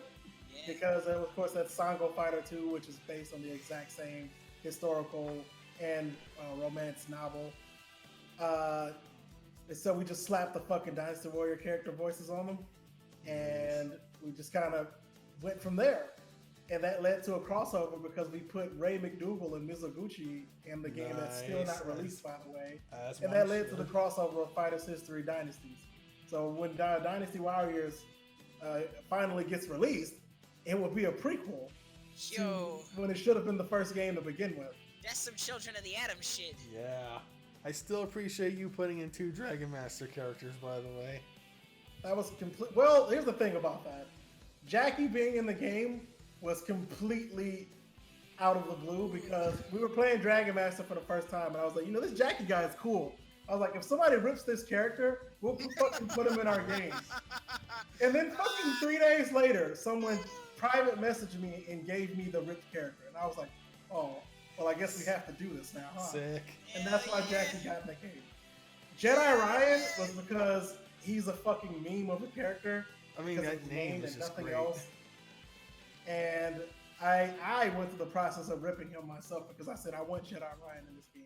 I will do whatever it takes to get Jedi Ryan in this game. Yeah, initially it was going to be Klaus Garcia, but I hate him a lot. So I'm glad we were able to get around that. Fair enough. I'm a big Bakundoso mark. Oh shit! Next thing you know, you can accidentally make a joke. It's like, hey, what if we made a Dynasty Warriors No, what if we made a Dragon Master Fighters History crossover? And then you No, make that Dragon before you put out Masters versus Masters Fighter. No, hang on. That's not the joke. Because it went from Dynasty Warriors to Fighters History characters to a crossover with that, and then do a crossover with that with Dragon Master and Well, the Fighters problem with History. that is I Dragon guess I can tell you a little bit of hidden history on that game. So initially, Teenage Mutant Ninja Turtles Cross Justice League was also going to be a segue to Fighters History Dynasties canonically, because Shredder was going to be the 5th DLC character instead of Ryu. Nice. But we kind of backed away from that because I was like, this is getting too nonsensical even for I me. respect that restraint. Yeah. But he was gonna fucking play really cool, but we just didn't go that way with it. And it was just something that, like, Homer still fights pretty hard for it from time to time, but I'm like, no, it's fine. We don't need that. It's okay. We don't have to do that. It's okay. But that was gonna be a thing, and I had another point. I'm trying to remember what the hell it was. It's all good. It's all good. Anywho, so these 2 games were going to be connected at one point, but we decided to back away from that. And I think it worked out for the better because Mode Change Ryu is something that only existed in Marvel 1 until now, so that's pretty cool that we were able to do that. Nice. Good shit. Good shit. All right. Okay. Well, I honestly don't know what else to talk about now. Nah, we good now. We got. Okay, wait, hang on. Who's thicker, Wonder Woman or April? Wrong. It was Shredder. Did you see that man's cheeks? He was double tucked Wrong. up. It was that one bitch in the fucking intergalactic bar. I didn't see Oh that yeah, one. now I remember what I was going to say. I actually do have one more game in me that I'm going to do. It's another collab with Homer. We're going to make a sequel to Best of Best called Bestest of Besterest. Yes. And we're not even joking about that. Bestest of best. Oh man, I'm already locked in on that. Because we replayed Best of Best, and I was like, you know, if this game was made competently, it would be, at least if nothing else, a very elaborate shitpost. Yes. So then we got our ideas cranking, and that's something that we actually want to do. Which one's best of best again? Did we play that on stream? Yes, we That's the did. one with Jackie Chan, right? No, Best of Best was by Sune. It had the guy who was just Terry Bogard. It had the Hulk Hogan dude. It had the thing where if you hit someone while they're dizzy, you're unmanly. The best is not always to the strong. Oh, that one. Yeah, I remember that shit. Oh, fuck, it's coming back to me now. Oh, God. That was the first time. That was our first stream together. Was it? Yeah. Oh, man. Oh, yeah. It also had the terrifying Statue of Liberty stage, as Fedley Necky pointed out. I cannot wait for this. I'm so hard about this right now. Yeah. It's like what brought us together. It's all coming back. All right, I think we're going to wrap it up here. I already started playing the Rayman Game Over music. Fuck yeah, nigga. Well, everyone, tonight was a fun one, wasn't it? Hell yeah. I'm the best war main that ever lived. Fuck y'all. Fuck all the haters. Yes, I'm EightStarKaijin. I'm Eric, the King of Clown Style. I'm Robot Hobo, and I was here. Hopefully, And Dumpster big has thank something. you to Kami for coming out once again. Yeah. Yeah, no problem. All right, everyone. See you next week. Bye, bitches.